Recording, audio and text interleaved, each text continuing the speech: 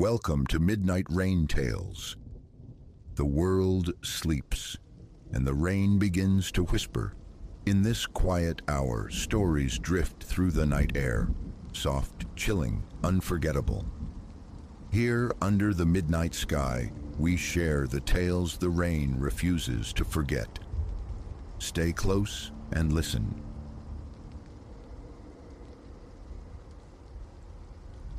The instant those spectral silhouettes flickered at the cabin's perimeter, I understood.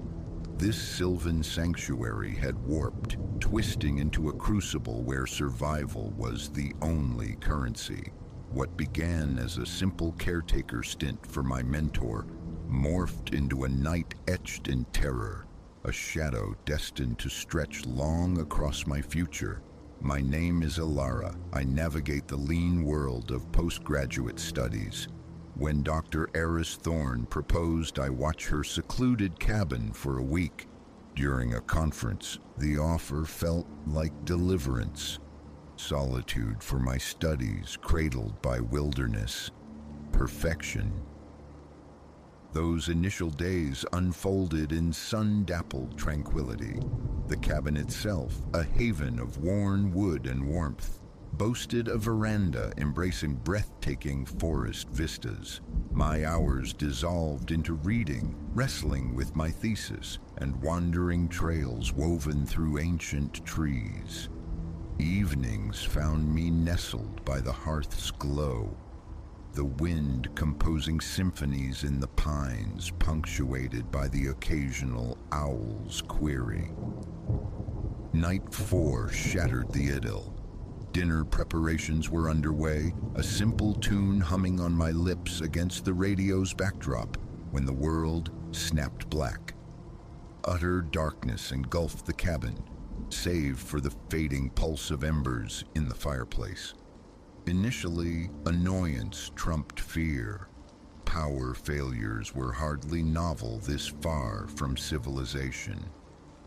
Locating the emergency torch Dr. Thorne had indicated, I moved to inspect the circuit breaker. A flicker of movement beyond the sitting room window arrested me mid-stride. I froze, straining my eyes against the inky backdrop.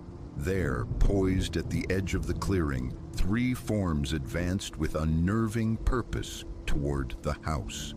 A frantic drummer took up residence in my chest. Out here, unexpected callers were anomalies, but their low, shadowed gait screamed intrusion, triggering klaxons in my mind. Instantly, I killed the torch beam, sinking below the window's view. Perhaps they missed me. Perhaps an empty cabin holds no interest. Crouching, breath held captive in my lungs, a sound sliced through the silence, chilling me to the marrow. The metallic snip of wire cutters. The phone line, severed. Panic, cold and vast, threatened to drown me. Utterly alone, miles separating me from the nearest soul, communication lines dead. My mobile phone, a useless brick in this signal-starved expanse. Options scrambled in my mind. Flight? Into the Blackwoods, terrain they likely navigated with ease. Disadvantageous. Concealment seemed the wiser course, but where? Footsteps creaking ominously on the porch boards galvanized me. Snatching my backpack, I crammed in a water flask and protein bars. My destination, the root cellar, a subterranean refuge Dr. Thorne had pointed out for storm shelter.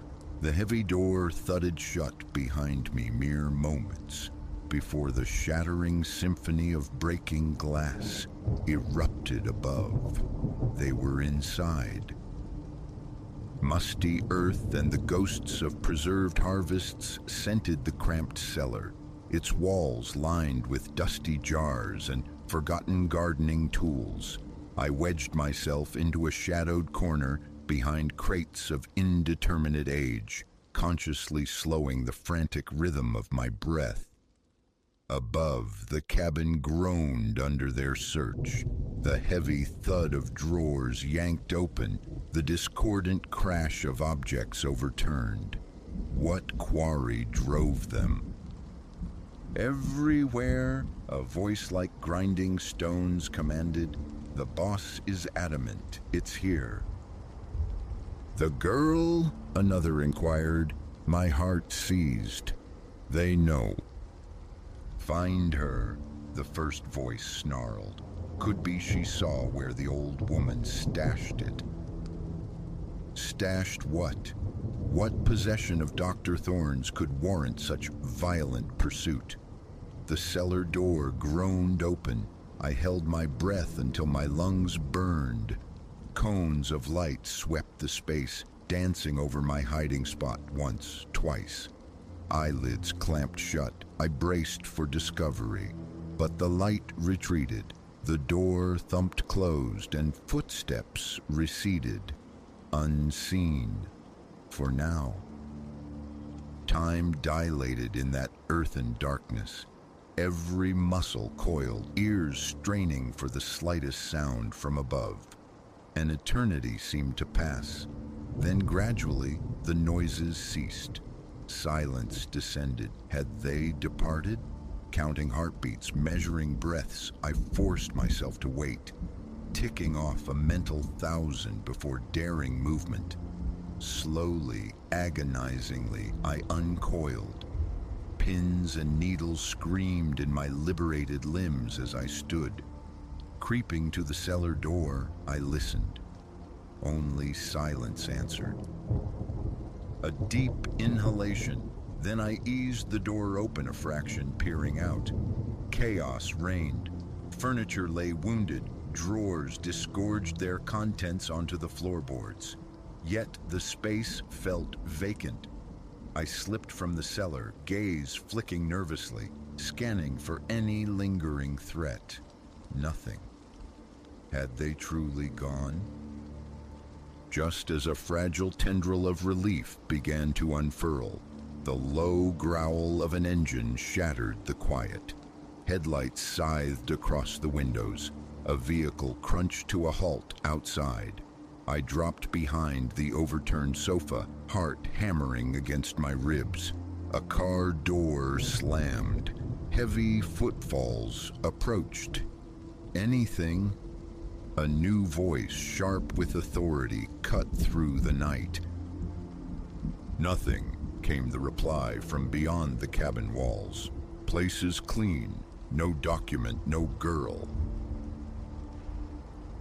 Document? What paper held such dire importance? "Keep looking," the newcomer commanded. "Rip it apart if needed, and find that girl.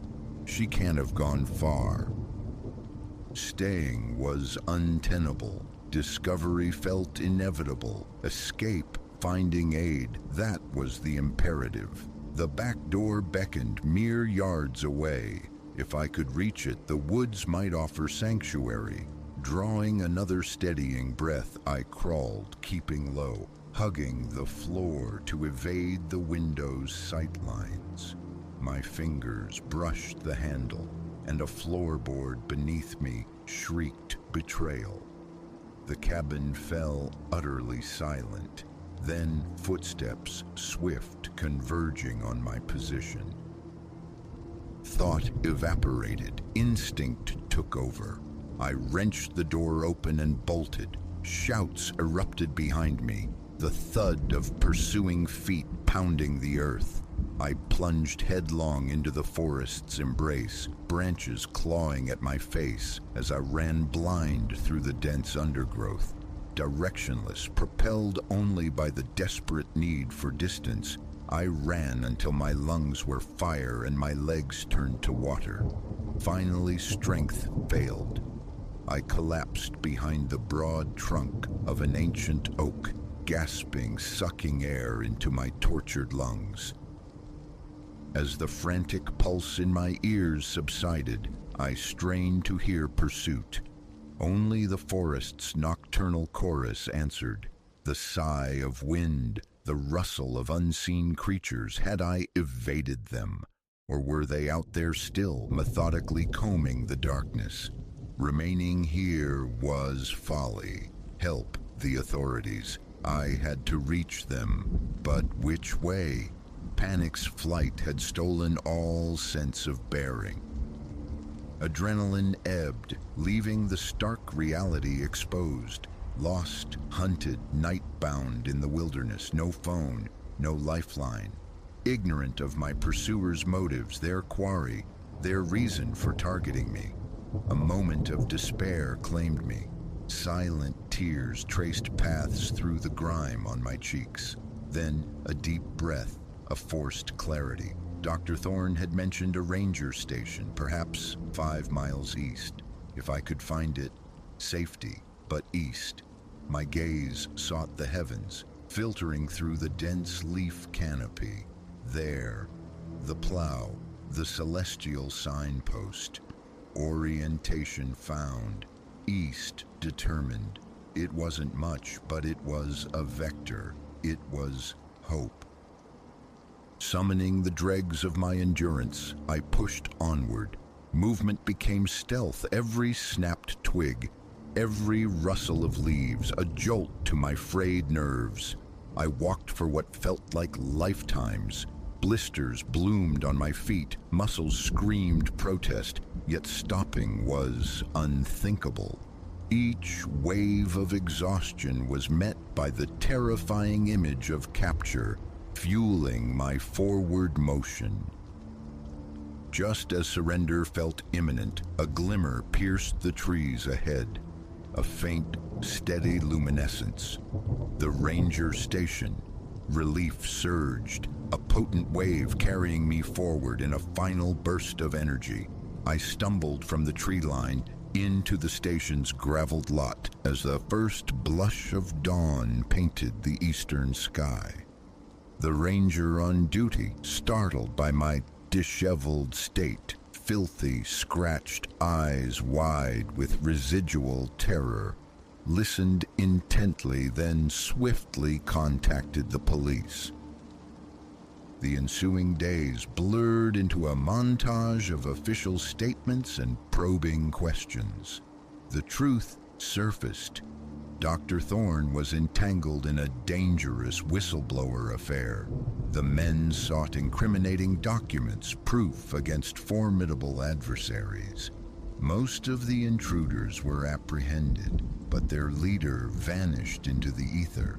For weeks thereafter, every shadow held menace. I lived convinced he sought to silence the witness. A year has passed since that harrowing night. Nightmares still pull me back to those lightless woods, the phantom sensation of pursuit clinging long after waking.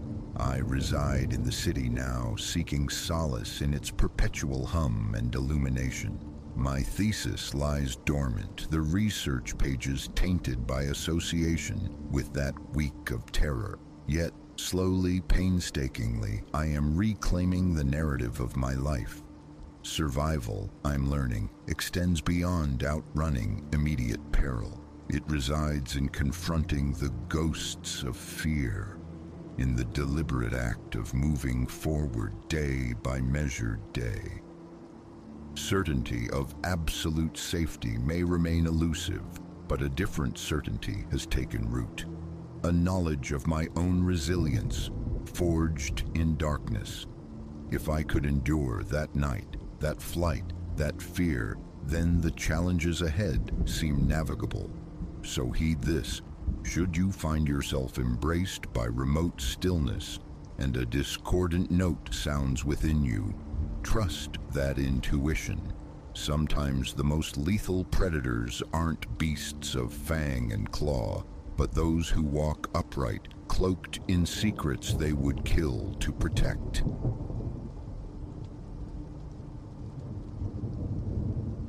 Never did I conceive that luminescence itself would become my shield.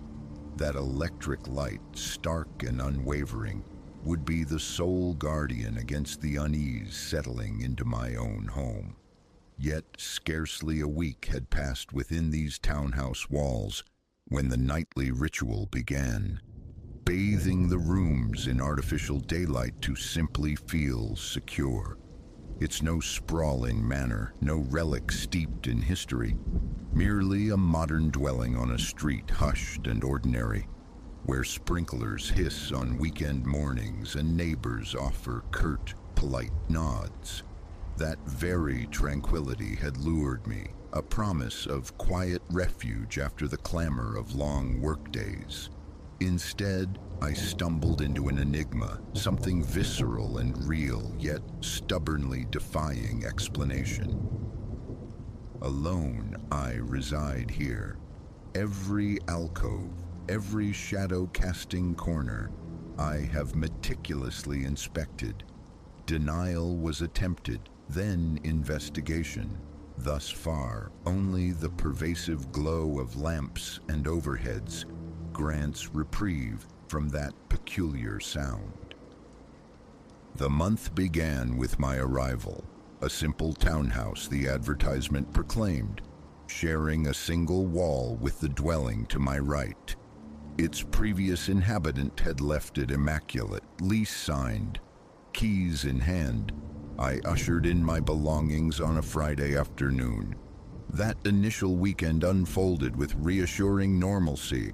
Boxes unpacked, television humming, sofa positioned just so in the living space, bed assembled upstairs. All felt blessedly ordinary. The neighborhood, true to its promise, remained subdued. My adjoined neighbor proved elusive. His car, a frequent phantom, rarely occupied its designated spot. Silence reigned from his side, a welcome absence of loud music or disputes. Monday heralded the return to routine, an office shift concluding near 6. Home meant exhaustion, a hastily prepared meal, the flickering blue light of the television, perhaps the clatter of dishes in the sink, then the climb upstairs to bed. This rhythm held for several days, smooth and predictable. Trouble commenced midweek, a Wednesday night perhaps, sleep fractured around 2 in the morning. I surfaced slowly, disoriented, eyes slitted against the dark, and there it was, a sound, faint initially, almost a delicate shattering, like slivers of glass chiming against one another. Its origin remained obscure. Within the walls, beyond the window pane, groping for the bedside lamp, I sat bolt upright, listening. The instant the bulb flared to life, silence descended. My heart hammered against my ribs. Confusion warred with lingering sleep. A dream, perhaps? I remained motionless, straining my ears in the sudden quiet. Minutes passed. Nothing. Tentatively, I extinguished the light, seeking the oblivion of sleep once more. Within 60 seconds of the darkness reclaiming the room, the sound returned. Not deafening, yet sharp, insistent. It conjured images of fractured panes shaken within a container, or perhaps the wind whistling through unseen cracks, rattling some forgotten object. Barefoot, I crept from the bed into the hallway, muscles taut, fingers brushing the wall for balance. I slapped the hall light switch. Again, illumination brought instant cessation. Stillness flooded the passage. Clad only in boxers, I scanned the empty corridor, the descending staircase. Nothing amiss. Only the low, consistent thrum of the refrigerator from the kitchen below broke the quiet. Sleep, now a distant prospect, yielded to a nervous energy. I embarked on a thorough, if reluctant, tour. The hall closet yawned, empty.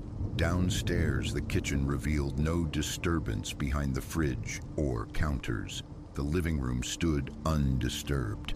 No scatter of broken glass, no heap of debris that might birth such a noise.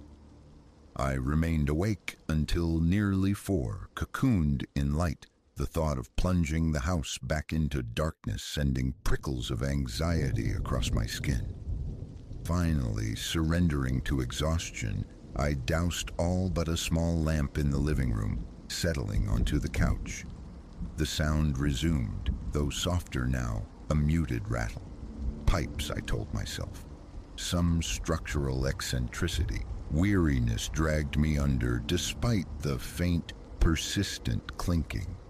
My phone's alarm jolted me awake at 7. The noise was gone. Dawn seeped through the curtains, painting the kitchen in familiar, innocuous light. The following night, I resolved to ignore the possibility of its return. Dinner, television, then bed, lights off. The rituals of normalcy. Around 1:30, the clinking, scraping cadence pulled me from sleep once more. A jolt of adrenaline, sharp and unwelcome. I snapped on the lamp. Immediate silence. Heart pounding, a sheen of sweat slick in my forehead. I muttered a curse into the quiet. I forced myself from bed, flashlight clutched in hand, and ventured downstairs, leaving the upstairs light burning like a beacon. Darkness reigned below, and as I entered it, the sound recommenced, seemingly aware, reactive. It localized this time, emanating from the living room wall, the one I shared with the absent neighbor. My flashlight beam danced across the smooth plaster. No visible fissures, nothing displaced. I rapped my knuckles against the surface. It felt solid, inert. I flicked on the living room light. Instantly, the sound vanished. The flashlight trembled slightly in my grasp. A surge of something akin to anger rose within me, the feeling of being toyed with. Slow, deliberate breaths. Then, bracing myself, I switched the light off again. The sound returned without pause. Immediate, my stomach clenched. The fine hairs on my arms prickled. Shards of glass grinding, shifting, or something mimicking it with chilling fidelity. I couldn't bear the darkness any longer. The lights blazed back on. A systematic search followed. The basement yielded nothing but dust, relics of the previous tenant, tarnished Christmas ornaments, a fractured lamp base, a few chipped plates. Nothing stirred, nothing broken in a way that could explain the crystalline acoustics. No evidence of rodents or insects, no skittering claws, no droppings, no nests. Only dust motes dancing in my flashlight beam and a faint subterranean chill. By 3 a.m., frustration peaked. I illuminated every room, every hallway, leaving only the small closet beneath the stairs shrouded in black. Within that confined darkness, absolute silence. It seemed the overall state mattered. A brightly lit house kept the sound at bay. Encroaching darkness invited it back. Defeated, I slept under a canopy of artificial light, waking to a dull headache, but mercifully rested. The ensuing days were a cycle of tentative investigation and growing unease. I queried the neighbor to my left, the one detached from my unit, about nocturnal disturbances. She reported only peaceful nights. I skirted the specifics, mentioning only vague house sounds or plumbing quirks, feeling foolish describing the true nature of the noise. She offered only a sympathetic shrug. Contacting the neighbor on the connected side remained an unappealing option. His windows were perpetually dark, his car frequently absent. I rarely glimpsed him. One evening, an experiment.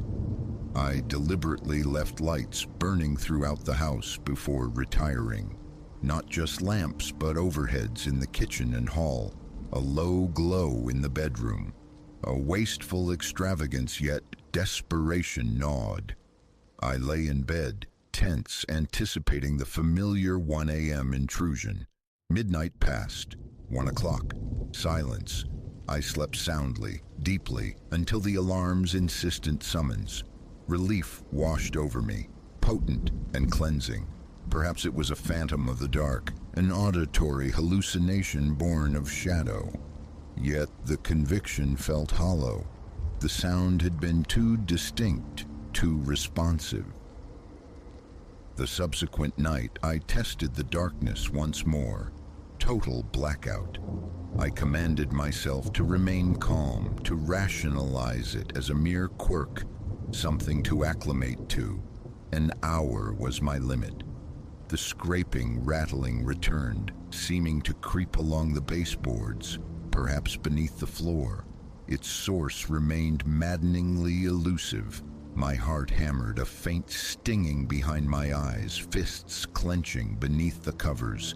Breath hitched, fear mingled with profound confusion. The bedside lamp flared on. Instant silence, sharp as a guillotine's fall. Acceptance dawned then, cold and unwelcome. This was no ordinary house settling. Pipes don't cease their groaning at the flick of a switch. Wind doesn't halt its sighing. Old wood doesn't fall silent in response to wattage. For sanity's sake, for the simple necessity of sleep, the lights remained on for the remainder of that week. It felt absurd, yet necessary. Every descent into shadow brought with it the expectation of that grating, glassy cacophony. But within my illuminated sanctuary, the house remained blessedly mute.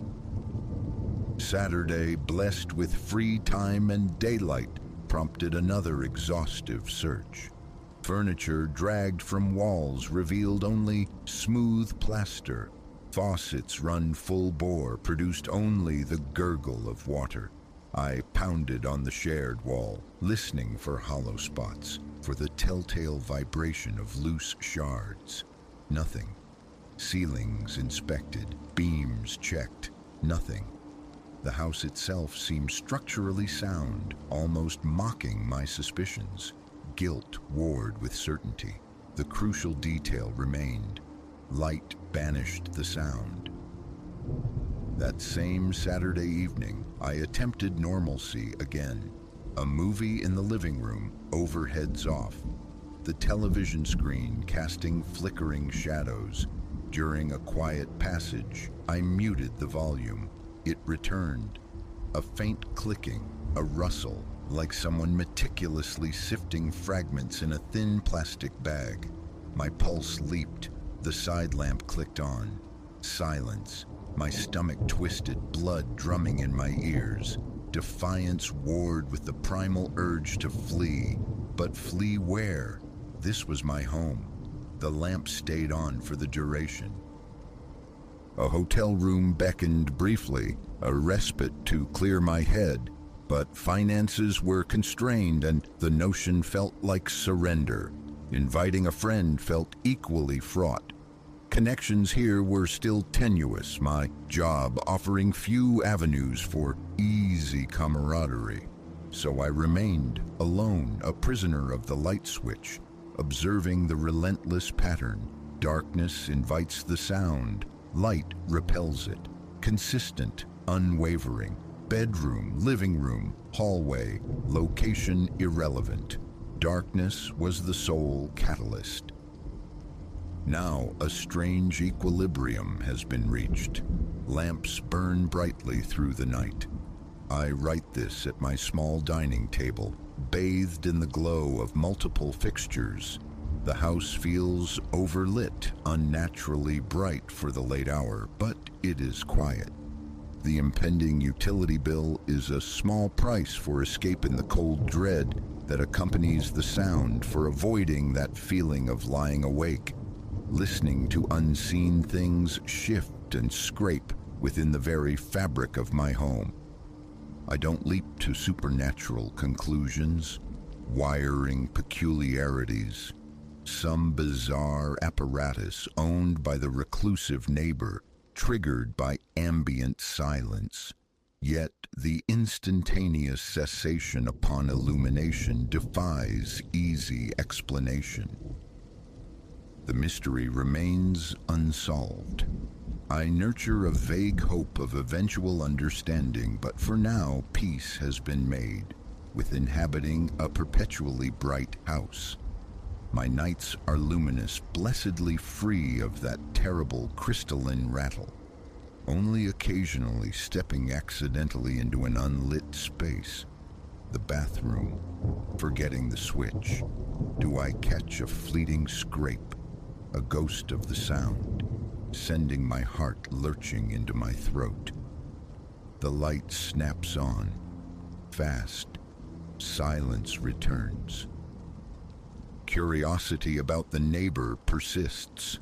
His car appears sporadically in the drive, yet his windows remain dark voids. The courage, or perhaps the right pretext, to knock on his door remains elusive. What could I possibly say? "Excuse me, do you happen to hear tiny shards of glass skittering about when it's dark?" The absurdity is palpable. Until a more rational explanation surfaces, silence seems the wiser course. This state of affairs, I realize, could persist indefinitely. Danger feels unlikely, yet the unsettling quality is undeniable. Perhaps the landlord holds some knowledge, though no issues were disclosed before the lease was signed. Raising the subject now feels fraught with the potential for dismissal, for being labeled imaginative or difficult. Rent paid on time often trumps tenant anxieties. So here I remain, in a townhouse utterly unremarkable to the passing eye, save for the perpetual glow from its windows. A house that harbors a sound like broken glass, audible only in darkness. Advice for future occupants: stock up on light bulbs.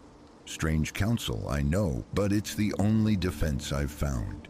It keeps the crawling sensation in my chest at bay when the sound threatens. It allows relaxation. A semblance of normalcy is what I crave. And if achieving it requires bathing my nights in electricity, so be it. My ears remain open, alert for any clue, any shift in the pattern. A definitive answer may never surface. For now, I exist in this peculiar truce. I keep the lights on, and the house keeps its glassy secrets quiet. Passers-by likely assume I fear burglars or am simply nocturnal. Let them think what they will. I cling to the hope that familiarity might eventually grant me the courage to sleep in darkness again, free from that unnerving sound. Until then, it's me and my lamps, holding the fragile silence against the inexplicable noise, waiting to see if anything changes in this quiet suburban house that isn't quite silent after all.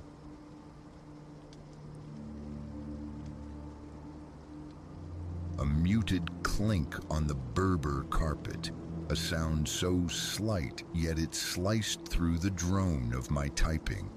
I froze, fingers hovering over the keyboard in my cramped home office. Nothing on the utilitarian desk beside me could have fallen. There was only the monitor's glow, the humming tower, the severe lines of a metal filing cabinet against the far wall. To my right, a small window framed the quiet afternoon street. I swiveled my chair slowly. There they lay, nestled in the carpet fibers beside my worn office chair, a familiar jangle of metal. My heart gave a single painful thud against my ribs. Instant recognition. The keys, my keys, vanished 14 days ago at a gathering miles away, in another city altogether. A loss I'd mourned, accepted, and moved past. Seeing them materialize here on the floor of my sanctuary sent a knot tightening deep in my gut. I rose, the motion stiff, and bent to retrieve them. Cold metal bit into my palm, the sharp edges grounding me in a reality that felt suddenly, terrifyingly thin. The party had been for Leo, crammed into his tiny city apartment. Noise and bodies, a thick haze of laughter and overlapping conversations. Late. I'd nursed a couple of lagers but felt lucid, acutely aware of my trinity. Wallet, phone, keys. Then the sudden absence. A frantic patting of pockets escalating into a quiet, desperate search. Beneath sofas, between cushions, in the humid confines of the bathroom. Had anyone seen them? A standard car key, a small, worn leather fob. Blank faces, sympathetic shrugs.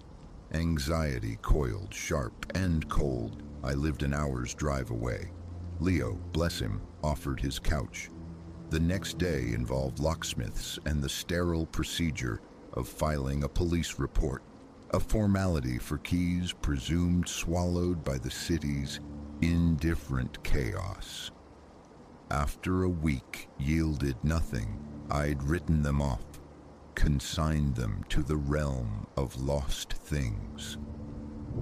Now they rested heavy in my hand. A faint pulse throbbed at my temples as my mind scrabbled for logic. My phone screen glowed 3:07 p.m. I scanned the office again. Nothing disturbed. The window latch was secure. The door to the hallway stood ajar, just as I'd left it. I placed the keys carefully on the desk, their metallic gleam alien against the wood grain. Took a breath, then another, deliberately slow. My hands had developed a tremor. The impulse to call Leo flickered, then died. How could I articulate this? Hey, remember those keys I lost? They just manifested on my floor. The absurdity was paralyzing. I let it go. Later that evening, the familiar solitude of my kitchen wrapped around me as I prepared a simple meal. I live alone. Culinary efforts are usually brief skirmishes with the microwave or stovetop.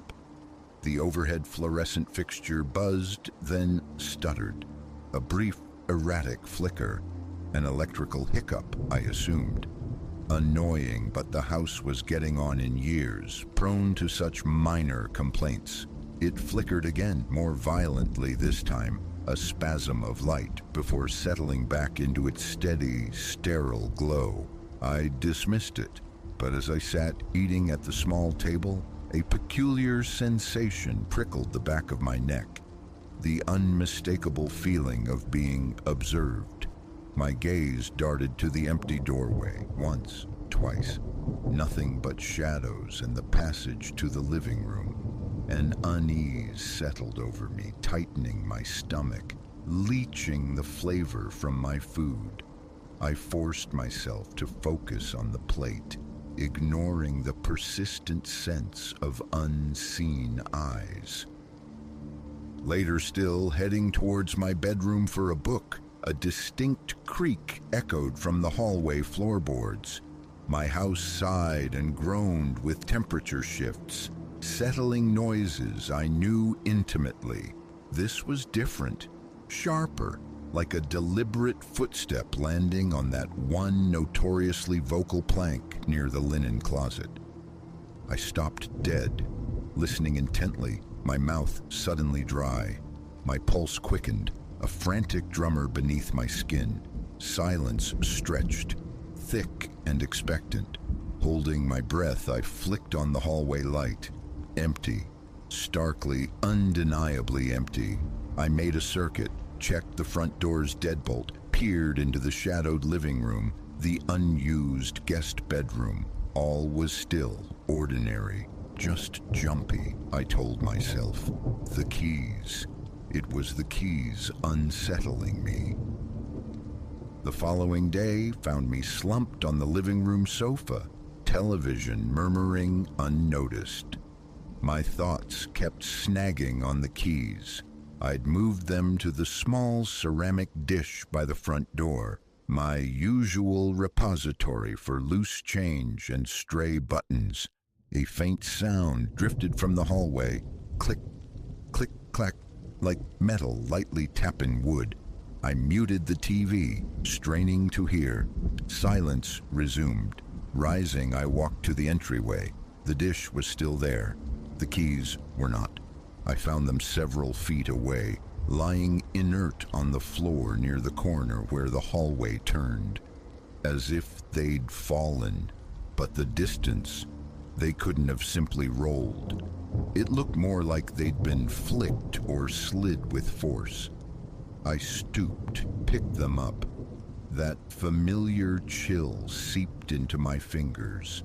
I tried to rationalize, to brush it off as something, but a cold tendril of fear tightened in my chest. The unease was back, sharper this time. A new nightly ritual began, double-checking the locks on every door, every window. I started leaving the living room lamp burning through the night, a small pool of defiance against the encroaching darkness, despite my usual aversion to wasting power. Sleep became fragmented. I'd jerk awake in the deep hours, 2 or 3 a.m., heart hammering, convinced I'd heard floorboards groaning under weight, the whisper of movement, house settling, pipes gurgling. I'd repeat the mantras, but the fear persisted. Sometimes I'd slip out of bed, flick on every light down the hall, and stand there, rigid, listening until my own breathing sounded unnaturally loud in the manufactured brightness. Nothing, never anything. But the feeling, the unshakable conviction of a presence, lingered like a residue. Days later, back in the office, wrestling with overdue emails, the overhead light flickered once, twice, then extinguished completely for a full second before snapping back on. The computer screen never wavered. It wasn't a power surge affecting the whole circuit. It felt directed, playful, almost menacing. I rubbed my eyes, trying to drag my focus back to the screen. Then a sound, sharp and immediate, directly behind my chair. A swift, soft shuffle, like feet shifting position on the carpet. I launched myself out of the chair, sending it skittering backwards on its wheels. I spun around. Empty space stared back at me. My eyes scanned the small room, searching for any flicker of movement, any disruption. My breathing grew shallow. I forced a deep inhale, then another. Every muscle in my body was wire-taut. My fingers, I noticed with detachment, were trembling. A sudden, overwhelming urge to get out seized me. I grabbed my jacket, keys jangling unnervingly from my pocket, and fled the house. I drove aimlessly for a while, circling familiar streets, the motion a poor substitute for clarity. Eventually, I pulled into the glaring fluorescence of a 24-hour coffee shop. Nursing a lukewarm brew I didn't want, my mind churned.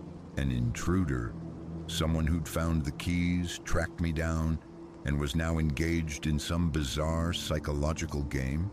But how and why? Or was it something else? Something stranger?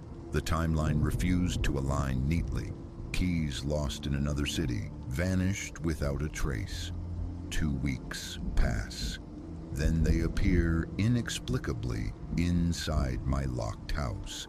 And since their return, the lights, the sounds, the constant, unnerving sensation of being watched. Returning home around 7, the porch light cast a lonely yellow cone onto the lawn. Stepping inside, I paused in the entryway. The air felt different, colder. I checked the thermostat, set to its usual temperature. I nudged it higher anyway, and then I saw them. the keys, resting on the narrow console table beneath the hallway mirror. I distinctly remembered leaving them in the ceramic dish before I'd driven off in my panic. I picked them up, handling them with a cautious reluctance. The weight seemed ordinary, yet my eye caught a faint, fresh scratch, marring the worn leather of the fob, a detail I hadn't noticed before. I ran a fingertip over the rough edge, placing them back in the dish deliberately this time. I proceeded to the kitchen, the simple act of making dinner feeling like a performance for an unseen audience. The house felt watchful, waiting. Over the next week, the strangeness intensified, shedding any pretense of subtlety. Light switches became temperamental, bulbs flickering erratically until toggled off and on repeatedly.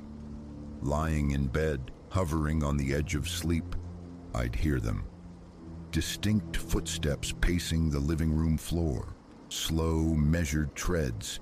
I'd sit bolt upright, adrenaline surging, straining to hear over the pounding in my ears. Each time I investigated, heart-hammering flashlight beam cutting through the darkness. Nothing. Every corner searched, behind furniture, curtains pulled aside. Emptiness. My eyes would dart frantically, seeking a shape, a shadow, but finding only familiar solitude. I tried recording the sounds on my phone one night, capturing hours of silence punctuated only by static and the ragged sound of my own breathing. In a bid for normalcy, I called an electrician. He arrived, amiable and professional, checked the breaker box, tested outlets, examined wiring. Everything, he declared, was fundamentally sound. He replaced a couple of aging switches as a precaution, but found no smoking gun. Faulty wiring causing random flickers. Possible, he conceded, making noises in the walls. Maybe, but footsteps. He chuckled, suggesting raccoons in the attic. I don't have an attic. That evening, the lights seemed to flicker with renewed vigor, as if mocking my attempt at a rational solution. Sleep became a scarce commodity. I'd wake gasping, convinced I'd heard breathing close to my bed, the air thick with presence. A constant jittery energy hummed beneath my skin. My eyes burned with fatigue. Work suffered. Staring blankly at spreadsheets, my mind would replay the chill of the keys, the cold spots in the hallway, the footsteps in the empty living room. Locking up became an obsession. Each door and window checked multiple times before leaving, and again upon returning to a house I increasingly dreaded entering. One night, brushing my teeth, the mundane ritual was shattered by a single hard knock on the bathroom door. Not a tentative tap, but a solid, deliberate rap. I froze, toothbrush mid-motion, minty foam clinging to my lips, eyes locked on the plain white wood. My chest constricted. The door wasn't locked. Heart leaping, I twisted the knob violently and flung the door open.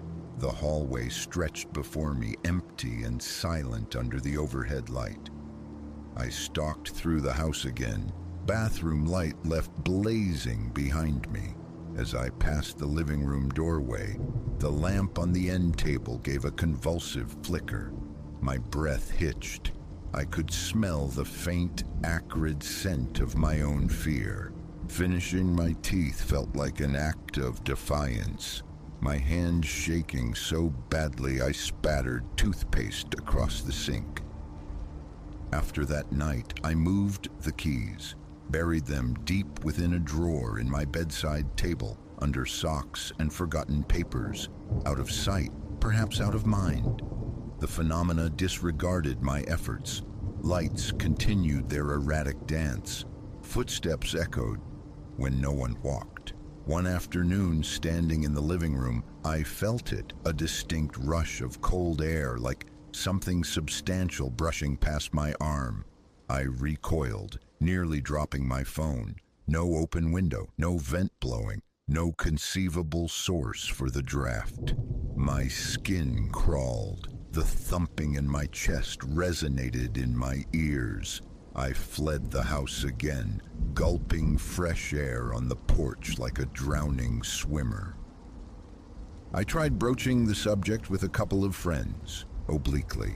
Vague complaints about electrical quirks, unsettling house noises. They offered practical advice. Check for pests. Maybe get a structural inspection. I couldn't bring myself to mention the keys, their impossible journey home.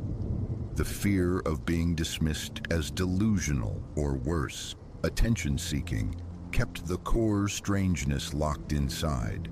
But privately, the conviction hardened. This wasn't faulty wiring or overactive imagination. I had lost those keys miles away. 2 weeks later, they were here, and everything unraveled from that moment.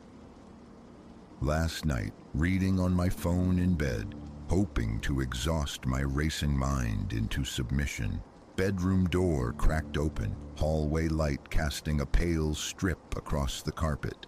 Then the sound began, a faint, persistent shuffling, slow, rhythmic, like slippered feet dragging across the floor just beyond the door.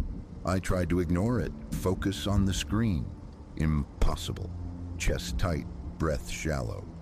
I eased myself up onto an elbow, listening. The sound seemed localized right outside my room. Heart pounding, I leaned cautiously, peering through the crack. Nothing but the familiar, empty hallway, illuminated by the steady glow. And yet, the hairs on my neck prickled, my shoulders bunched tight, a familiar pressure building in my chest. Suddenly, the hallway light blinked, off, then instantly back on, plunging the space into momentary, heart-stopping darkness. I clenched my jaw against a rising panic, the ache sharp and real. Sleep, when it finally came, was shallow and fraught, drifting in and out of consciousness, pursued by fragmented dreams of walking through my own house, flipping switches only to have the lights immediately die. I woke repeatedly, drenched in sweat, t-shirt clinging unpleasantly, staring at the dark ceiling, a profound dread pooled in my stomach.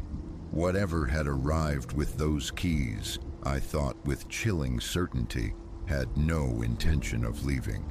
I've contemplated throwing them away, far away, but a sliver of fear holds me back, whispering that such an act might provoke something worse. Sometimes in the clear light of day, I grasp at logic. Someone found them, returned them secretly, and I'm merely stressed, misinterpreting mundane house sounds and electrical glitches. But then night falls. A floorboard creaks upstairs when I'm downstairs. A cold spot drifts through a warm room, and I remember the sudden, impossible appearance of cold metal on my office carpet, and the unshakable feeling that when those keys returned, they didn't come alone. And that's where I am now, typing this in the quiet hum of my office, seeking order in words, hoping for a rational thread to grasp. But with every flicker in my peripheral vision, every unfamiliar creak from the bones of the house, the memory surfaces cold and sharp, the keys on the floor, the moment everything changed. I don't know if this house will ever feel truly mine again.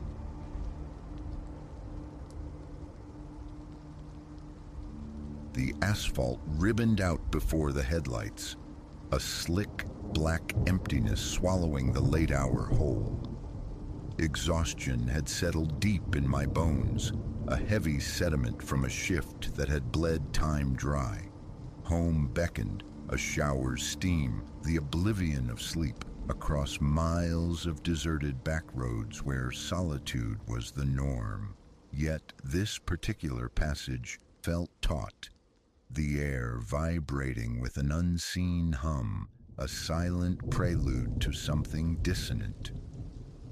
Midnight had likely struck when the beams snagged on a shape beside the tarmac, a figure stark against the tree line, draped in a dark, hooded sweatshirt, the cowl pulled low like a monk's, eclipsing identity. One hand lifted, thumb extended in the ageless plea of the roadside supplicant.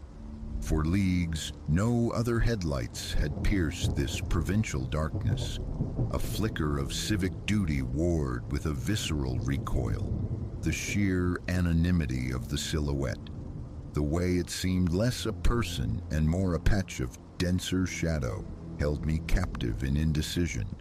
My foot remained pressed to the accelerator. The car slid past. A reluctant glance into the rearview mirror froze the image. The hooded shape, motionless, a fixed point tracking my departure. Ice feathered along my spine, a strange magnetic regret suggesting a choice poorly made. But weariness was a potent sedative, dulling the edge of intuition.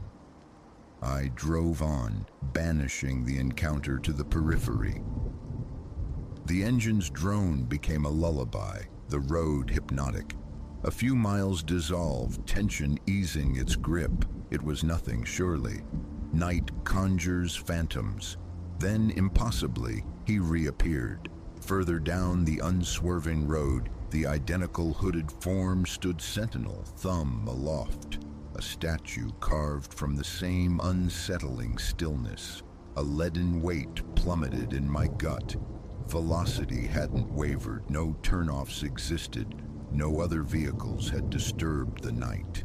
Logic fractured, this time passing felt like breaching a fragile truce. I refused the mirror, eyes locked forward, knuckles white on the steering wheel.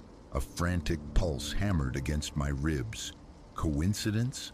A desperate grasp for reason, yet a chilling certainty resonated deeper. It was him. A pursuit had begun, silent and inexplicable. Onward, I pushed. The wheels slicked beneath my palms, the darkness outside suddenly predatory. Trees lining the route became gnarled sentinels, their branches skeletal fingers reaching, grasping. Focus frayed, the sensation of being observed prickling the back of my neck. Another mile, perhaps two, crawled by. The irrationality began to feel like fatigue's hallucination. I breathed, tentatively relaxing. Then, rounding a sharp curve, the world stopped. He occupied the center line, facing the oncoming glare, arms slack at his sides, an immovable obstacle. Brakes screamed, tires bit asphalt, the car shuddering to a halt mere yards away. My breath hitched, trapped, through the windshield, bathed in the stark high beams. The figure remained utterly inert. No reaction, no flinch, just presence. Terror, cold and absolute, surged, demanding flight, demanding reversal. Yet I was pinned, eyes fused to the shadowed cowl. An eternity condensed into that silent tableau, punctuated only by the engine's low thrum and the ragged tear of my own breathing. Slowly, deliberately, the head tilted upward. A face swam into the light, or rather, the impression of one. Pallor like bleached bone, eyes vast, dark voids that drank the light and offered nothing back, cold wells of utter emptiness. No malice, no intent, just a profound, consuming vacancy that seemed to pierce straight through flesh and ego. That gaze broke the spell. Panic detonated, shaking hands fumbled the gear shift into reverse. The car lurched backward, tires spitting gravel. A frantic wrench of the wheels spun us around. I floored the accelerator, engine roaring defiance into the oppressive quiet. The rearview mirror stayed resolutely ignored, though every instinct screamed he would be there, receding yet perpetual. Only the empty, ravenous road unfurled behind me. The distant, hazy glow of my town emerged like a sanctuary on the horizon.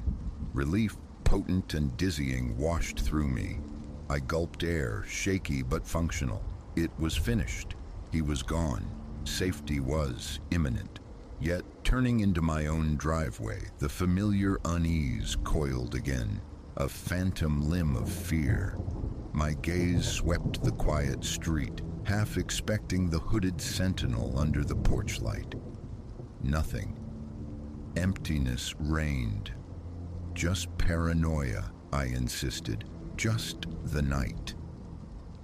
Inside, bolts slid home with satisfying clicks. The bathroom's sterile brightness offered a temporary balm. Familiar tiles, the scent of soap, anchors to normalcy. It had been imagined, surely, a trick of exhaustion and isolation. Drying my face, I paused. A sound, whisper thin but distinct. Tap, tap, tap, from the front door. My blood ran cold. It wasn't knuckles, it was lighter, quicker, the insistent drumming of fingertips against wood. Heart hammering, I crept to the door, pressed my eye to the peephole's distorted lens. The porch sat empty, bathed in the amber glow of the overhead lamp. Silence returned. The wind, perhaps, a loose branch. I turned away, seeking the bathroom's light once more. It came again, louder this time, demanding attention. Tap, tap, tap, tap. Adrenaline surged. I threw the door open, ready for confrontation, for the hooded figure, for anything. The porch remained vacant. The street slumbered. Cool night air met my face, carrying no scent of presence, no echo of departure. I stepped out, scanned the yard, the sidewalk. Nothing. Retreating inside, double-locking the door felt futile. On the couch, the television flickered, a meaningless distraction. Every creak of the settling house, every sigh of the wind became a potential footfall. The pale face, those bottomless eyes superimposed themselves onto the dark corners of the room. Sleep eventually claimed me, a surrender to sheer depletion, but it was a fractured rest, plagued by visions of that unblinking stare, a gaze that felt less like seeing and more like absorbing. I surfaced abruptly in the dead of night, heart pounding a frantic rhythm against the silence. Darkness pressed in, thick and absolute. Listening intently, scanning the familiar shapes of the room, turned alien by shadow. I held my breath. Just as drowsiness threatened to reclaim me, it returned. Tap, tap, tap.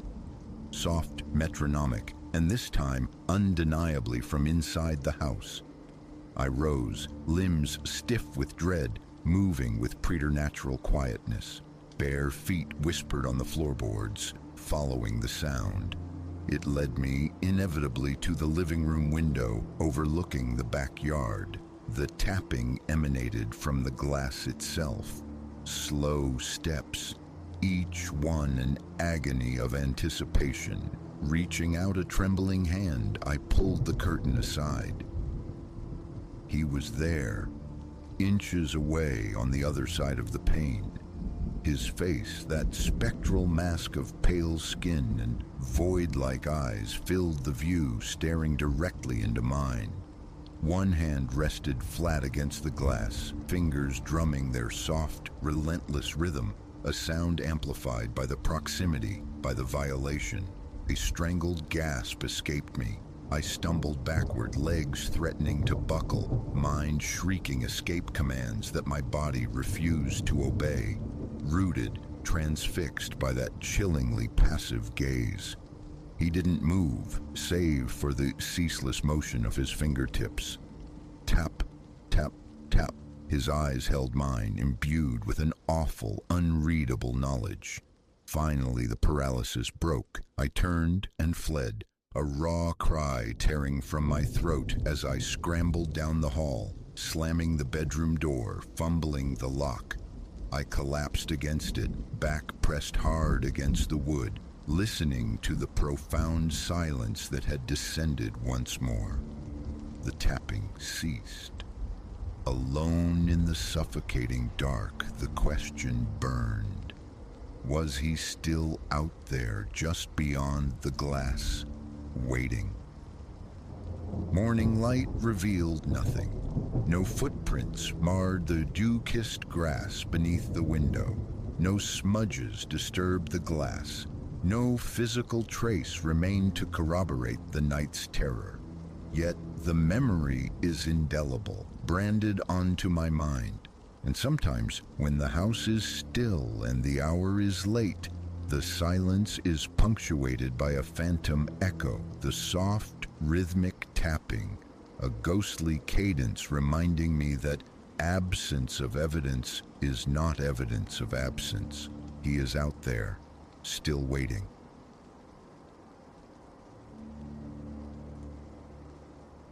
Did you see? Maya's breath hitched beside my ear, her fingers plucking urgently at my jacket sleeve. My first instinct was dismissal. Maya often saw specters where only shadows danced, her nerves perpetually frayed, yet a tremor in her voice snagged my attention. We were scarcely a block from Cinematic Century, the town's final bastion of physical media, our Friday night pilgrimage since middle school. Now, at 16, the route was etched into our muscle memory. See what? I murmured, my stride faltering. Ahead, a street lamp spasmed, throwing distorted shapes across the fractured pavement. A vehicle slid past, its headlamps momentarily washing over the shuttered facades lining Market Street. Nothing amiss for 8 o'clock on a Friday evening. That car? Maya insisted, her grip tightening, fingernails biting into my arm. It's looped around 3 times now. I forced nonchalance into my tone, though a nervous flutter took wing in my chest.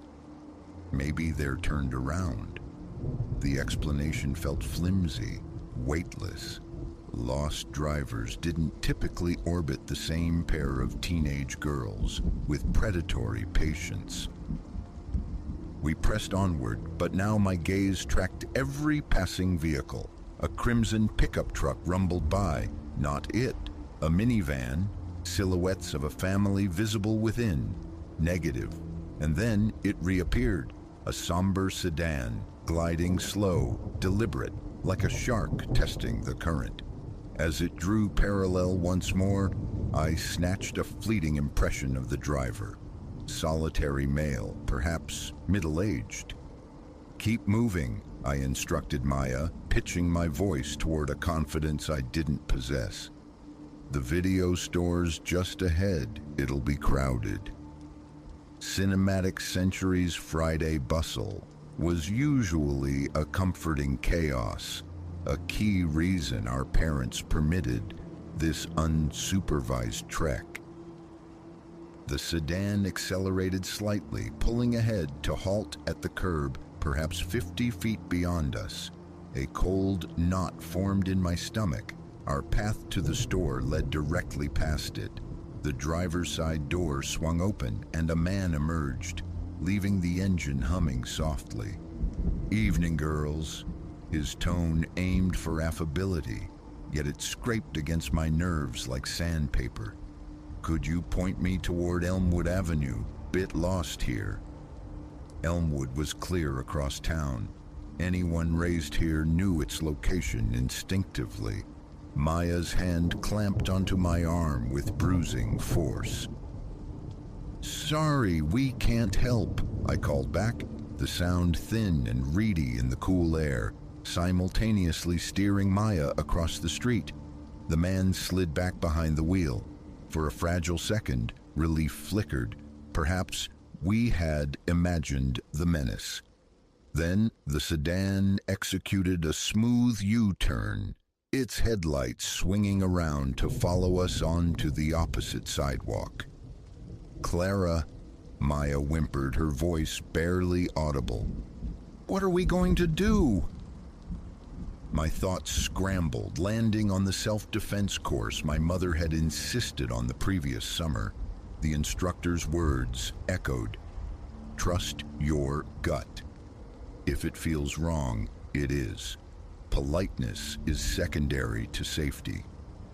The sedan cruised ahead again, stopping at the next intersection. This time the man exited, leaving his door ajar.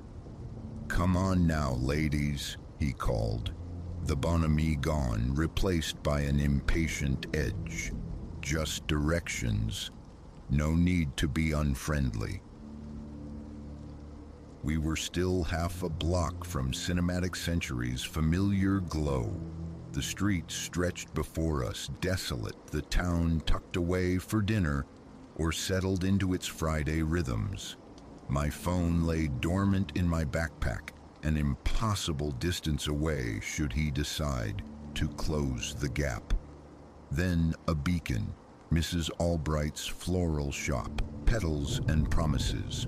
Light spilled from its windows, though she usually locked up promptly at 8. Without a second thought, I seized Maya's hand, a shared surge of adrenaline propelling us toward the shop. I wrenched the door open with such force the overhead bell clanged wildly. Mrs. Albright glanced up from a cascade of baby's breath, her expression shifting from surprise to alarm as she registered our ragged breaths and wide eyes. "Clara, Maya, what on earth?" She broke off, comprehension dawning. "Someone's following us," I gasped, the words tumbling out. "A man in a dark car. He keeps stopping." She didn't hesitate, didn't question. She moved with swift purpose, flipping the hanging sign to closed and engaging the deadbolt.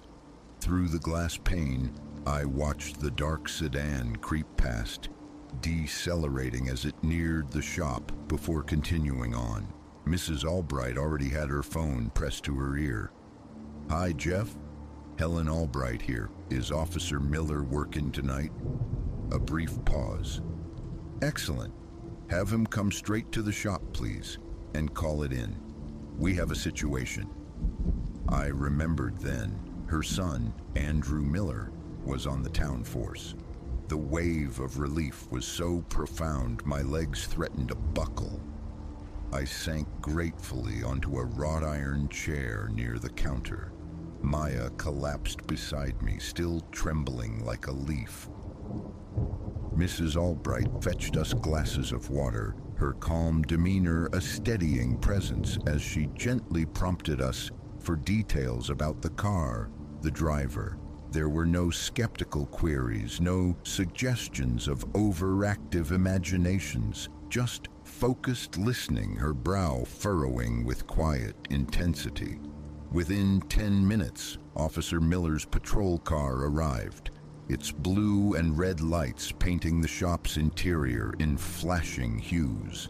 The sedan had vanished, but Miller meticulously recorded our descriptions, radioing an alert. He insisted on driving us the remaining half-block to Cinematic Century, waiting patiently while we numbly selected our movies. "I'll trail you home," he stated firmly as we settled into the back of his cruiser. "And listen, from now on, call the shop before you start your walk. Mom or I will keep an eye out until you pass." Later that evening, cocooned on Maya's sofa, the unwatched movies stacked beside us, the reality began to settle. Our parents, when we recounted the ordeal, were visibly shaken but also quietly proud. "You listened to your instincts," my mother murmured, holding me close. "You stayed clear-headed and found safety." The following day, a new hand-lettered sign appeared in the window of Petals and Promises. "Safe space, open late." Inspired, other businesses along Market Street soon displayed similar signs, forging an informal network of sanctuaries. Police patrols increased during evening hours.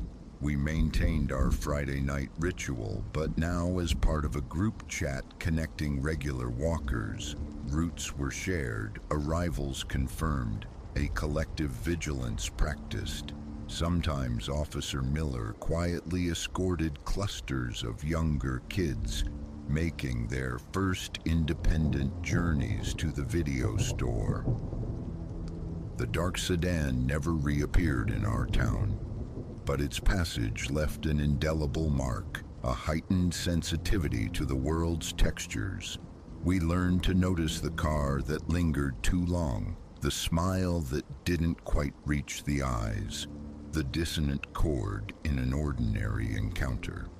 Just last week, I overheard two 7th graders excitedly mapping out their inaugural walk to Cinematic Century.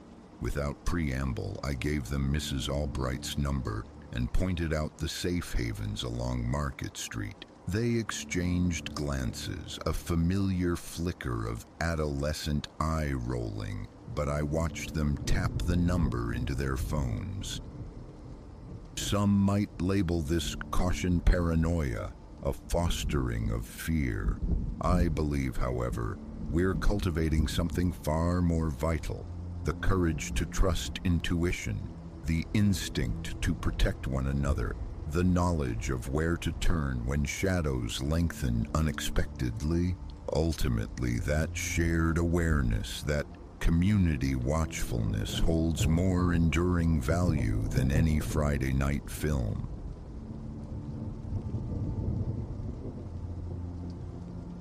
Earthly mire, tracked by some unseen presence, ceased its march precisely at my threshold.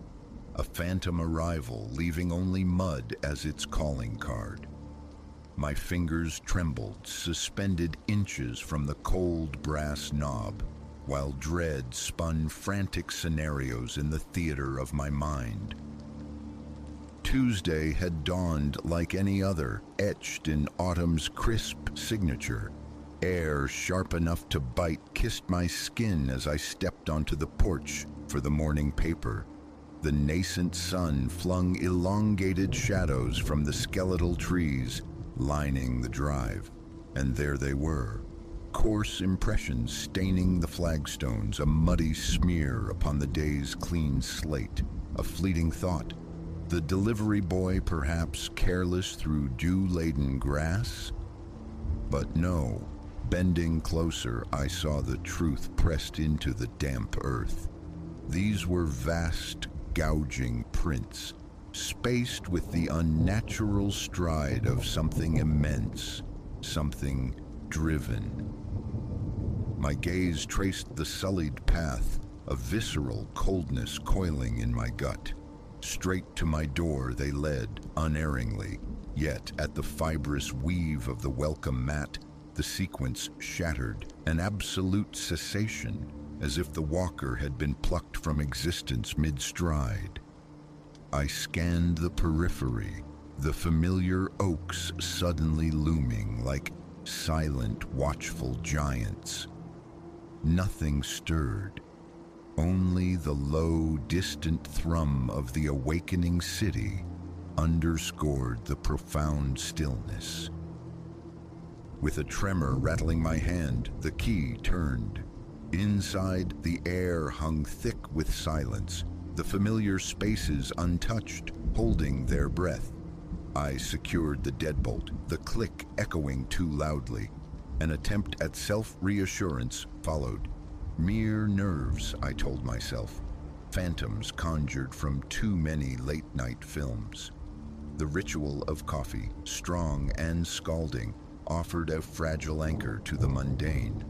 Yet, seated at the kitchen table, my attention snagged relentlessly on the window, drawn back to those stark, muddy accusations on the walkway. They persisted, undeniable. A prickling sensation, the distinct awareness of unseen eyes, refused to dissipate. Work became an impossibility, the thought of leaving this besieged space unthinkable. I, Elias, feigned illness, dedicating the morning to a restless patrol, room to room, testing latches, peering through drawn blinds like a prisoner. By midday, a desperate need for reason warred with rising panic. Was I succumbing to delusion? Proof. I needed tangible proof. Then recollection surfaced. The network of security cameras installed during a past wave of neighborhood unease, their vigilance long since faded from my daily thoughts. A forgotten precaution, now resurrected by necessity. Gratitude, sharp and unexpected, bloomed for that earlier, more anxious version of myself. The laptop hummed to life, my fingers unsteady on the trackpad as I accessed the security archives. Motion activated, the system promised a silent chronicle of the night. I scrolled back, hours spooling past in accelerated silence. Empty lawn, sleeping street. Midnight chimed digitally. I slowed the playback, eyes straining. Stillness reigned. 1 o'clock bled into 2, an empty vigil. Had the prince been left earlier? Was this whole exercise futile? Then, precisely at 3:17 a.m., a flicker convulsed the periphery of the infrared view. My breath hitched. A form materialized from the gloom, indistinct in the pixelated monochrome, yet undeniably tall, impossibly so. It traversed the lawn not with steps, but with a fluid, unsettling drift, less walking than hovering. Heart hammering against my ribs, I leaned into the screen's spectral glow. The entity neared the porch, its motion suddenly staccato, disjointed. It halted upon the welcome mat, a motionless silhouette against the pale door, frozen for a duration that stretched perception, and then instantaneously absence. One frame held the shape, the next only empty space remained. Again and again, I rewound, replayed, scrutinizing each frame transition. No flicker of faulty tech, no play of shadow, a clean excision from reality. I slumped back, the machine's quiet whir, a counterpoint to the clamor in my skull. How? Such things were violations of fundamental law. Yet the digital ghost persisted, irrefutable evidence displayed on the glowing screen. The remainder of the day dissolved into a fugue state, an oscillation between mesmerized horror at the recorded impossibility and frantic surveillance through window slits. Outside, the muddy prints held their ground, concrete anchors to the unbelievable. As dusk bled into true night, anxiety tightened its icy grip. The question hammered relentlessly. Would it return? Locks were tested, retested, curtains drawn like barricades. Sleep was a forgotten country. I resigned myself to a vigil, the laptop screen casting an eerie glow, the live feed a hypnotic portal I dared not blink away from. Every settling groan of the old house, every skitter of leaves beyond the glass became a potential herald, jolting my already frayed nerves. 3:15 a.m., the digital clock pulsed, a tremor at the edge of vision. My lungs seized. It was back. That same gliding, aberrant motion carried it across the lawn, a trajectory aimed squarely at my door. Primal instinct screamed, flee, conceal. Yet my gaze remained welded to the screen, a captive audience to my own terror. It arrived at the mat, stopped. Silence stretched, thin and brittle. Then, rap, rap, rap. 3 distinct peremptory knocks shattered the quiet, vibrating not just through the wood but through my very bones. I jolted, the laptop nearly tumbling.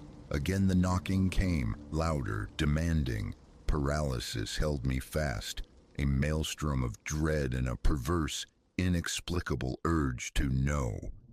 A voice followed, scraping like stones dragged over concrete, low and resonant. "Elias, I perceive your presence within." My gaze shot to the laptop. The feed showed only the empty porch. How? How could it see? Reason abandoned ship. An unseen force propelled me forward, my own body a traitor to survival. A trembling hand closed around the doorknob. A ragged intake of breath, a futile attempt to armor myself.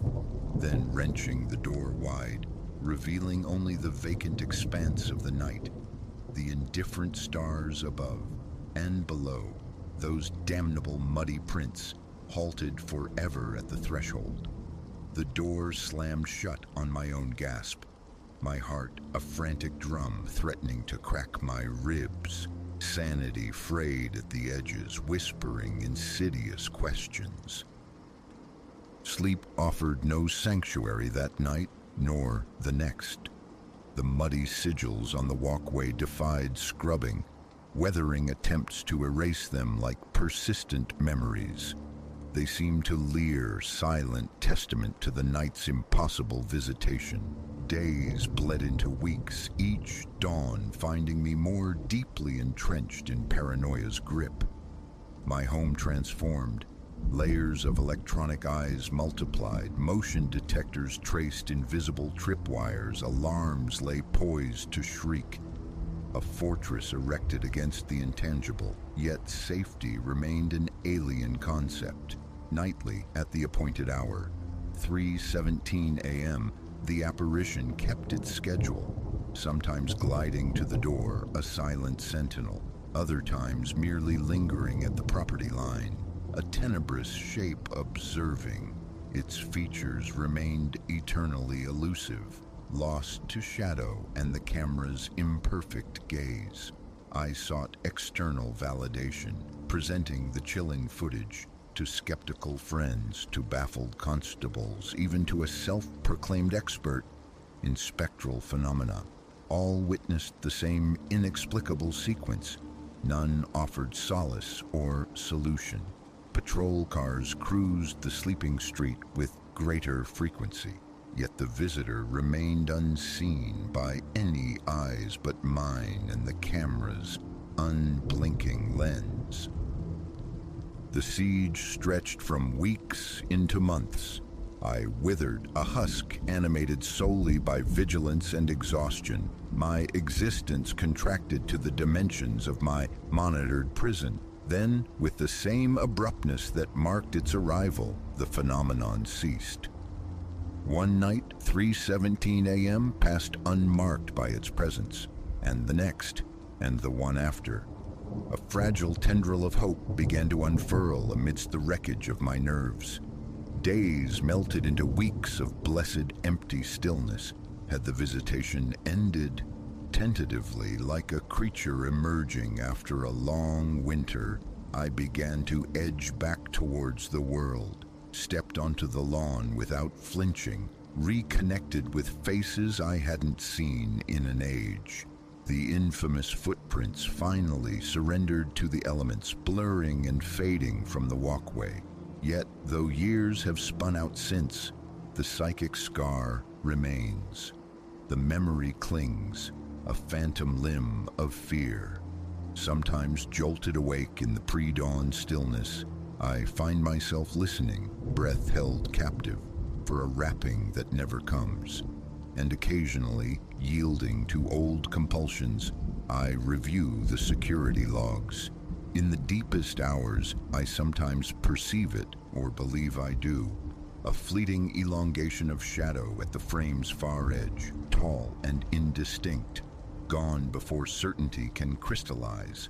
A flicker, a doubt, a chilling whisper that some doors once opened are never truly closed, and the cold query surfaces.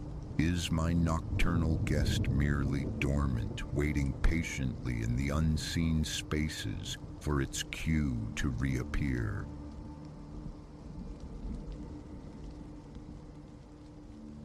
There's a particular dislocation that can seize you on a path traveled into memory, a sudden estrangement from the familiar.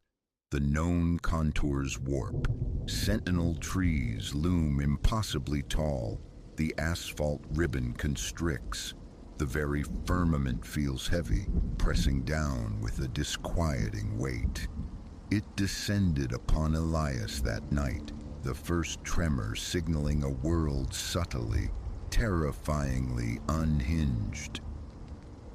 He'd lingered late at Mateo's, sharing food and fading laughter before opting for the long way home, a serpentine country lane threading through dense woodlands, a route etched into his routine, cherished for its deep solitude, the way overarching branches knitted a tunnel of leaves, the tire's rhythmic crunch on scattered gravel, a familiar lullaby. But this passage felt alien. 11 had chimed on the dashboard clock, yet the darkness possessed an unprecedented density. His headlamps seemed enfeebled, carving meager arcs from the oppressive blackness, while the flanking trees crowded in, their proximity unnerving. A thick shroud of cloud devoured the moon, leaving the night outside his vehicle suffocatingly profound. Deeper within the woods, a strangeness bloomed. The scattered, weathered farmhouses that usually punctuated the miles were simply gone. No clapboard ghosts, no leaning mailboxes, no glint of distant porch lights, only the relentless, encompassing trees. A chilling realization followed. 30 minutes had elapsed without the flicker of approaching headlights, an anomaly on this secluded, yet not entirely deserted, byway. Unease coiled in his gut. Elias reached for the radio, seeking solace in sound, but only a hiss of static answered his touch. He swept the dial through dead air, a fruitless search. A downward glance confirmed the isolation. His phone, resting inert on the passenger seat, displayed no bars, no signal. It was then the road betrayed him. An abrupt, vicious curve materialized where none should exist. He knew this stretch intimately. It ran straight, an unwavering line for miles before easing into a gentle bend. This felt like a fracture, unnatural. His heart leaped as he spun the wheel, the beams slashing across yet more constricted road. His knuckles were white fortifications on the steering wheel. How had this aberration escaped his notice before? He eased off the accelerator, wrestling with the insistent thought of a missed turn, a deviation unnoticed. Impossible. This artery through the woods offered no such exits, just a direct conduit to the slumbering town beyond. Rounding the inexplicable bend, a faint glimmer pierced the gloom ahead. Dim, wavering lights like a distant street lamp. Relief, cool and tentative, washed through him. Perhaps a forgotten hamlet, a solitary dwelling, some anchor to the known world. Closer, the truth resolved itself into something far stranger.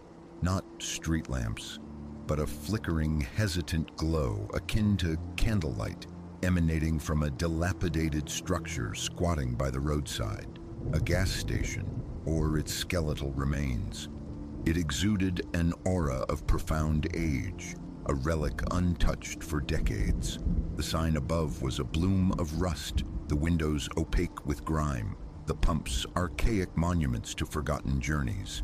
Yet, impossibly, light bloomed within, soft, unsteady flickers, the dance of candles or oil lamps. He slowed, passing the spectral outpost, the fine hairs on his nape prickling. Who would occupy such a ruin deep in the night, tending flames in an abandoned shell? His gaze swept the periphery, only the vacant road, the woods thick with impenetrable shadow. He didn't stop. He pressed on, accelerating, yet the image clung, unsettling him further. It didn't belong. No gas station had ever stood sentinel on this route, not in all his years of traversing it. Yet there it had been, stark against the night. He urged the car faster, desperate to put distance between himself and the anomaly. But the road refused to resume its familiar shape.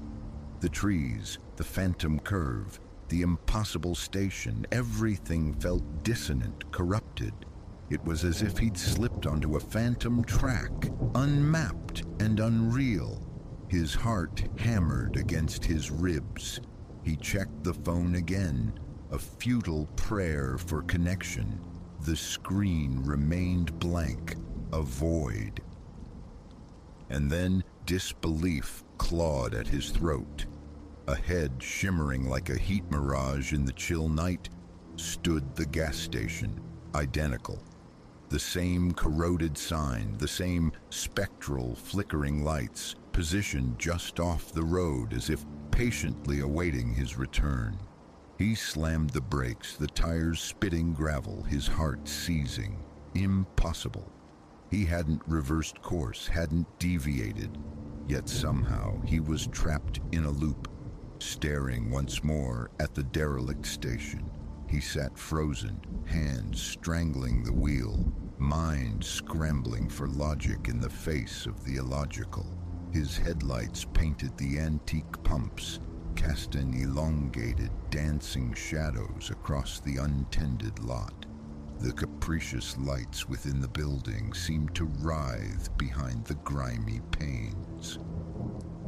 He fought the urge to flee, but a morbid confluence of curiosity and dread anchored him. Shifting the car into park, he killed the engine and stepped out. The air struck colder than expected, the silence absolute, profound.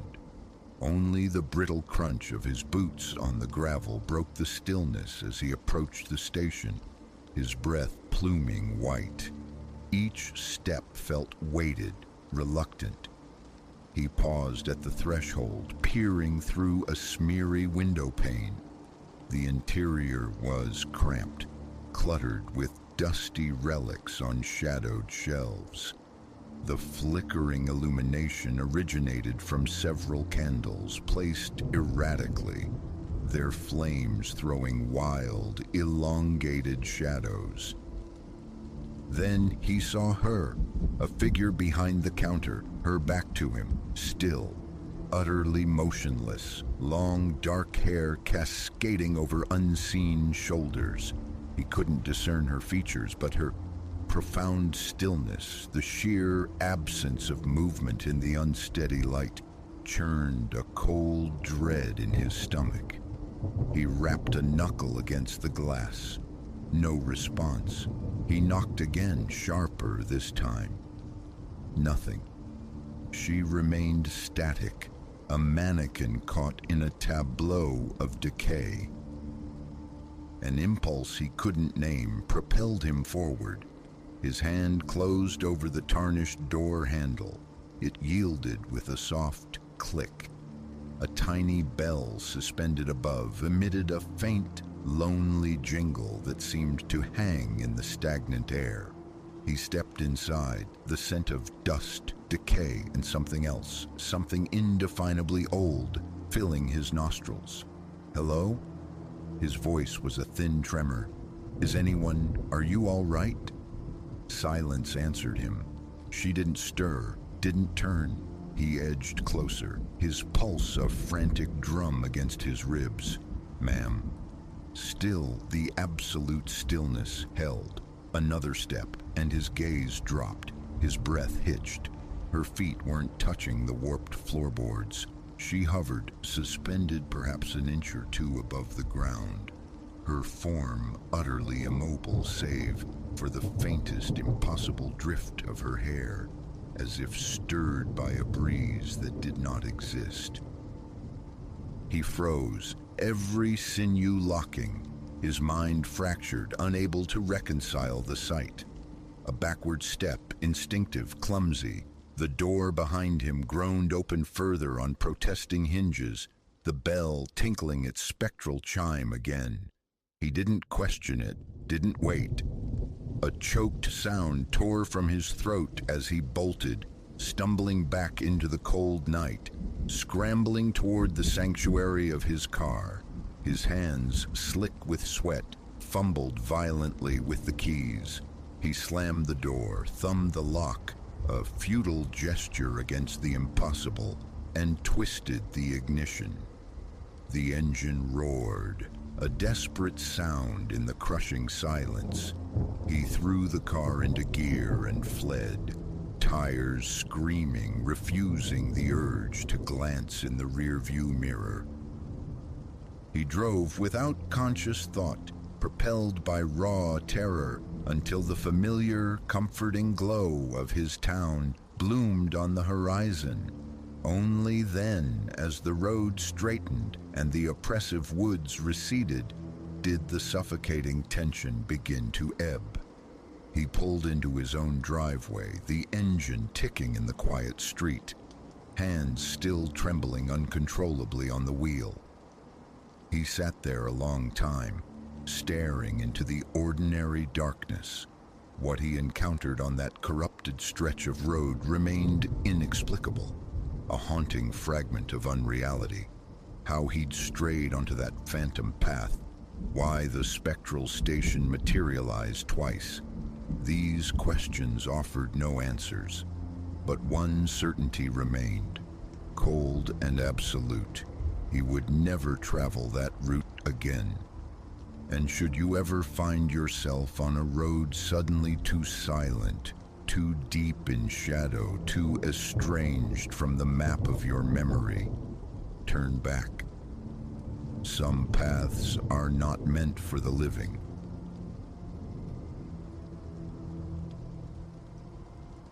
The digital shriek tore through the 3:17 a.m. stillness, a violation sharp as shattered glass.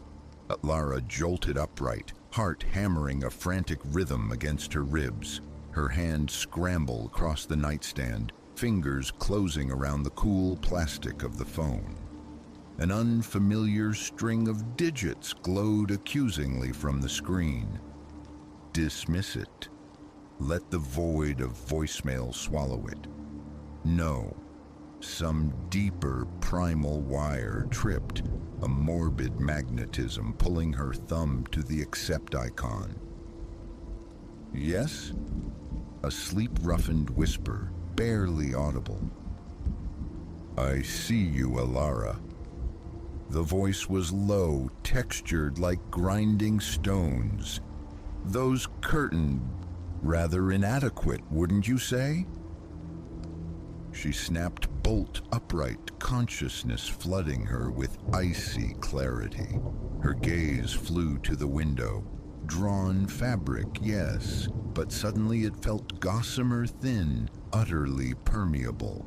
An unseen scrutiny seemed to press against the glass from the enveloping darkness.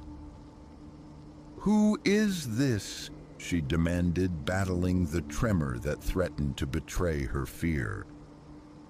A chuckle resonated through the line, dry and chilling, like leaves skittering over concrete. Merely an admirer, Alara, one who has observed you for quite some time. The call ended abruptly, severed by her trembling thumb. She lowered the phone, its weight suddenly immense. A prank, surely. Malice born of boredom, perhaps.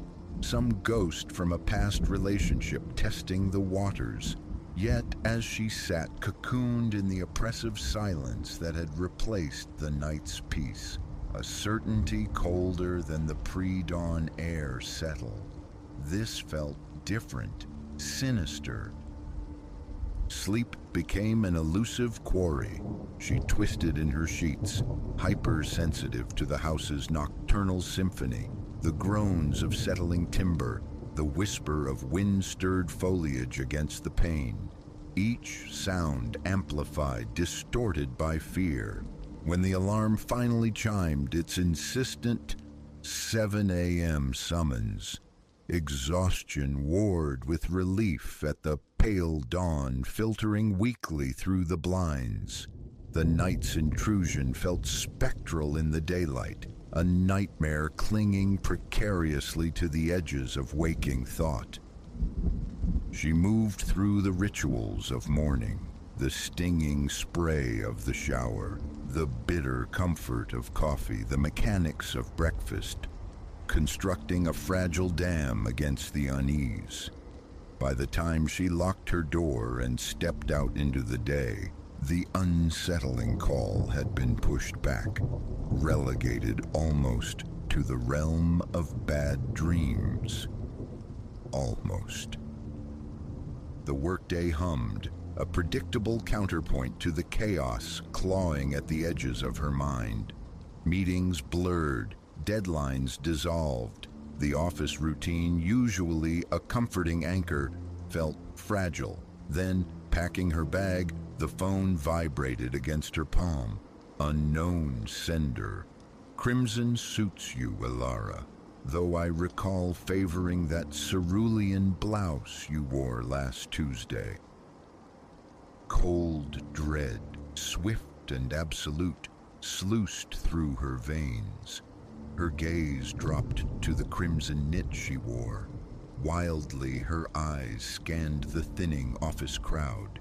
Faces bent over keyboards, oblivious. But somewhere, unseen, an observer catalogued her existence. She nearly sprinted to her car, keys clenched in her fist like a talisman against the encroaching dread. The drive home was a taut wire of anxiety, each stoplight an agonizing pause where her eyes darted, scanning adjacent vehicles, searching for the watcher in the anonymous flow of traffic. Inside her apartment, locks clicked into place with exaggerated finality. Curtains were drawn tight, sealing her in.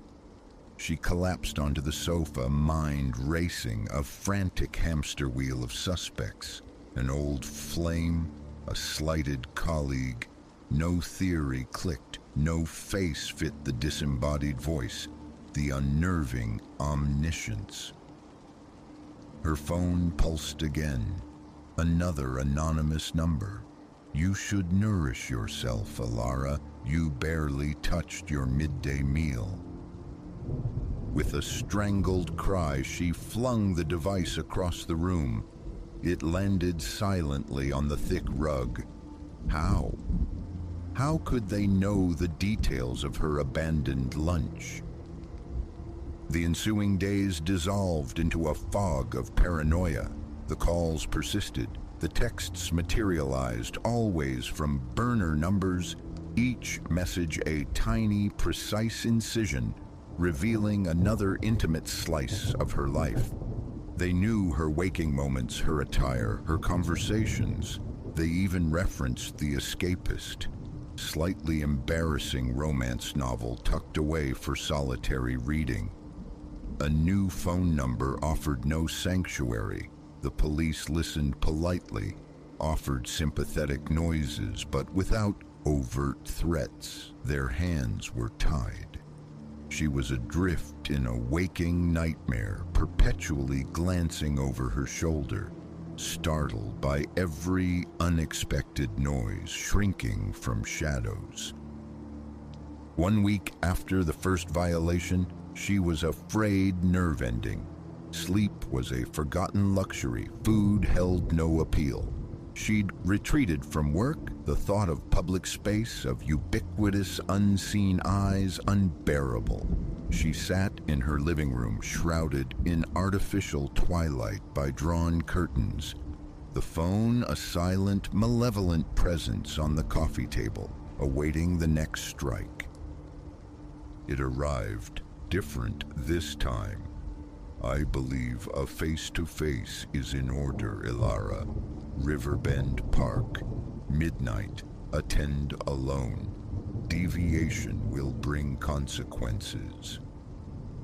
Her immediate impulse screamed, "No! Police! Flee!" But another part, weary of the constant fear, exhausted by the not knowing, whispered a dangerous counter-argument.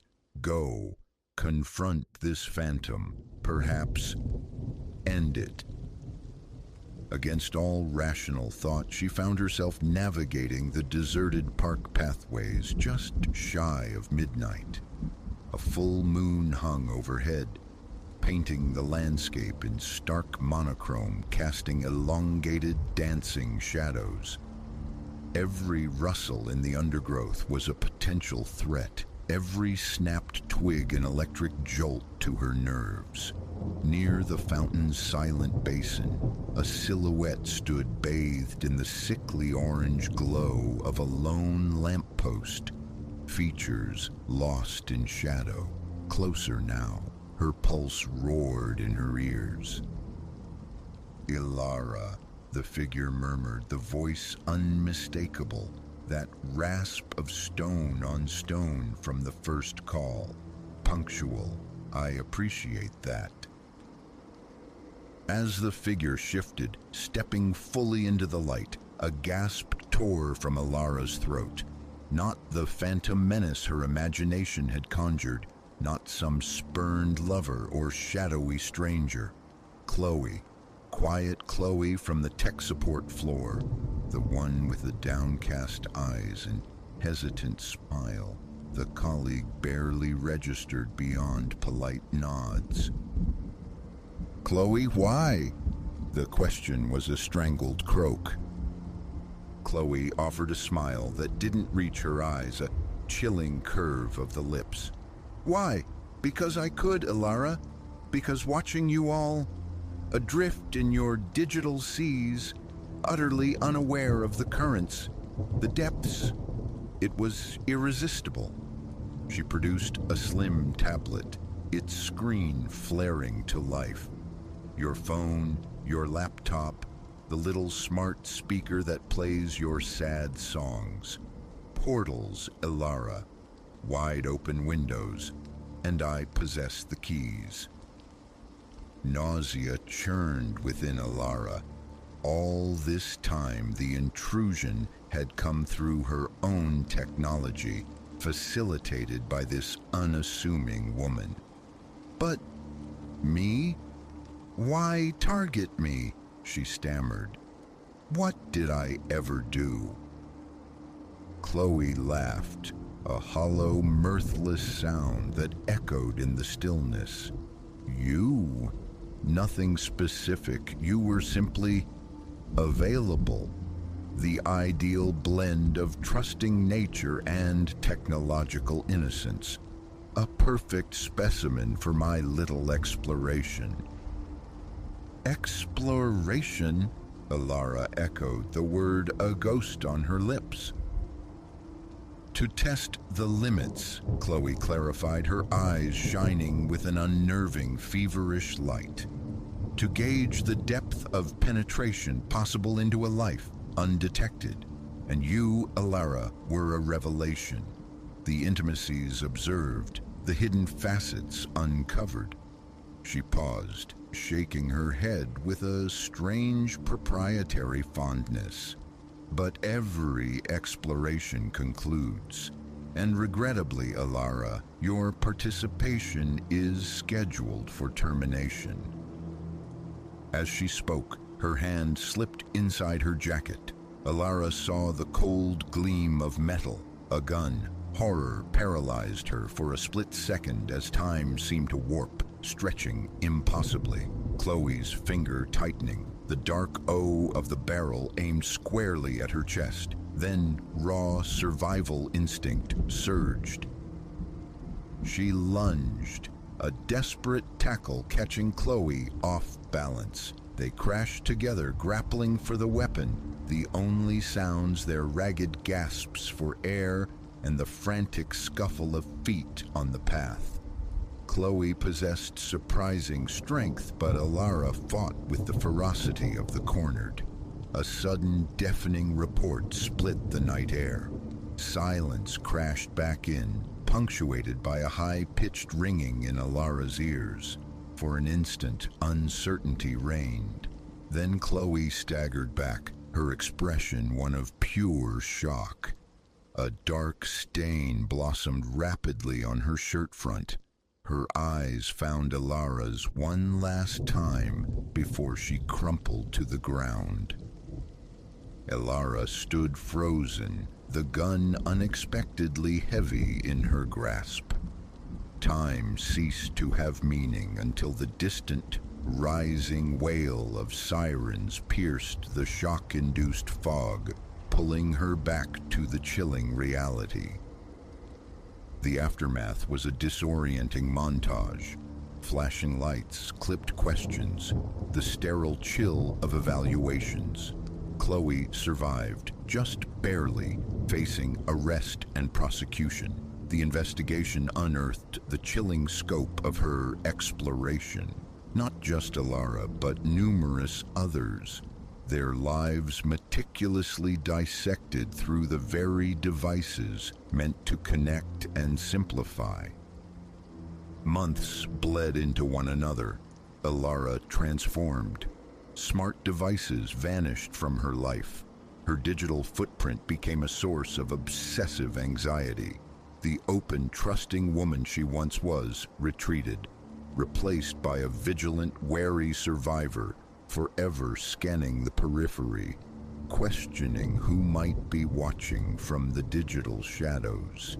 Yet, slowly, painstakingly, healing began. Trust, cautiously offered, started to return. She began the arduous process of reclaiming her life. Now, recounting this, it serves as a stark reminder. In this hyper-connected tapestry we've woven, true privacy feels like a fragile myth. Our lives, digitized and shared, become legible texts for those who know the language. Be mindful, be guarded, because in the age of the omnipresent screen, you can never be entirely certain who holds the other end of the line.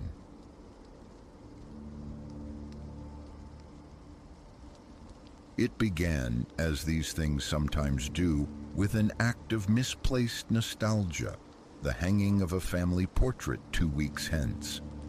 My intention, naive perhaps, was to lend the living space an echo of antiquity, a counterpoint to the clean lines of modern furnishings, that it might instead begin to chip away at the bedrock of my reason was unforeseen.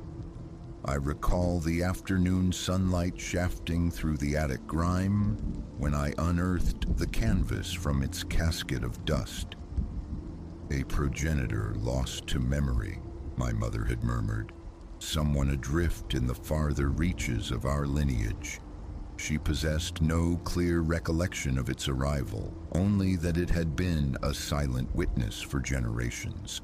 To leave it entombed felt like a betrayal. It merited, I thought, the dignity of display. Never did I imagine its gaze would become a nocturnal pursuit. Mine is a solitary existence, housed within modest walls on the town's quiet fringe. The living room, compact and flowing directly into the kitchen, is dominated now by the portrait, the first sight upon entry. It depicts a man of severe countenance, clad in the somber drapery of a forgotten century, his eyes obsidian pools, nonetheless burned with a quiet fervor, a latent insistence. Encased in heavy, intricately carved wood, the frame itself possessed a palpable weight. Only a robust hook secured its perch. Stepping back then, I felt a rightness settle over the room, as though this space had awaited its arrival.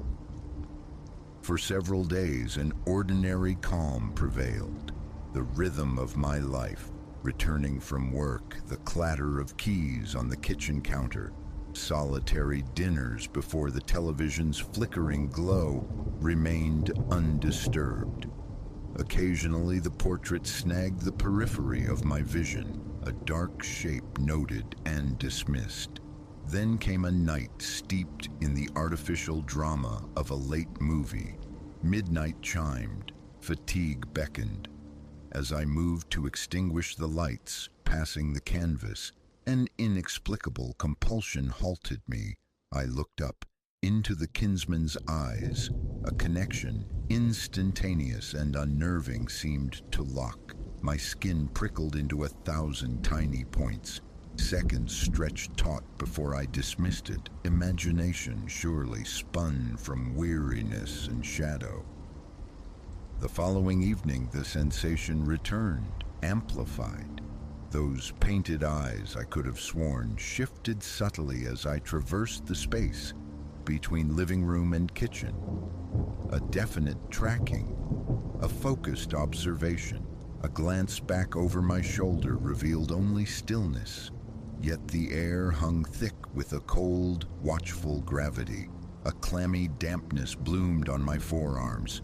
A delicate chill traced my spine.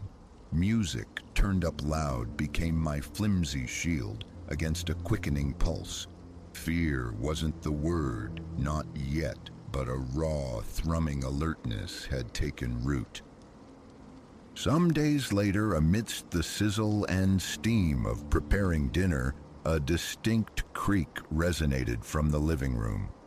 Not the familiar groan of old timber settling, but sharper, weighted, like a footfall on the warped board beside the sofa. I silenced the stove's hiss, stepped through the doorway, and flooded the room with overhead light. Nothing amiss. The portrait hung, bathed dimly by the table lamp's cone. Silence pressed in as I strained to hear, gripping my spatula with white-knuckled intensity. My appetite abruptly vanished. I returned to the kitchen, the meal forgotten. That same night, drawn by an uneasy curiosity, I resolved to scrutinize the painting. Seated on the sofa, I angled the lamp to illuminate the canvas directly. Time had etched its signature upon the surface. Fine craquelure webbed the background oils. The kinsman's eyes retained a disturbing glassy sheen. The brushwork meticulous, almost obsessive. Leaning closer, my eye caught an anomaly near the canvas edge.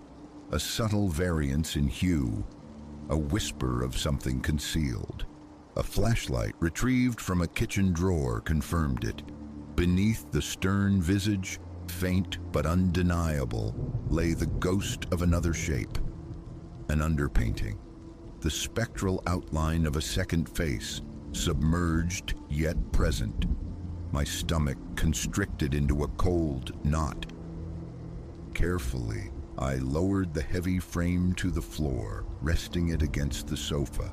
With infinite caution, I attempted to tease back a minuscule section of the uppermost paint layer. A fragile fleck detached, revealing nothing conclusive. Unwilling to inflict irreparable damage, I desisted. Why, I wondered, sitting back on my heels, would an artist superimpose one portrait upon another? A tremor ran through my hands. Annoyance warred with a deeper disquiet. The painting pulsed with a low, static energy, an almost imperceptible hum beneath the aged varnish. Rising to fetch water, the moment my foot crossed the kitchen threshold, a dull thud sounded behind me. I spun, heart hammering against my ribs, and rushed back.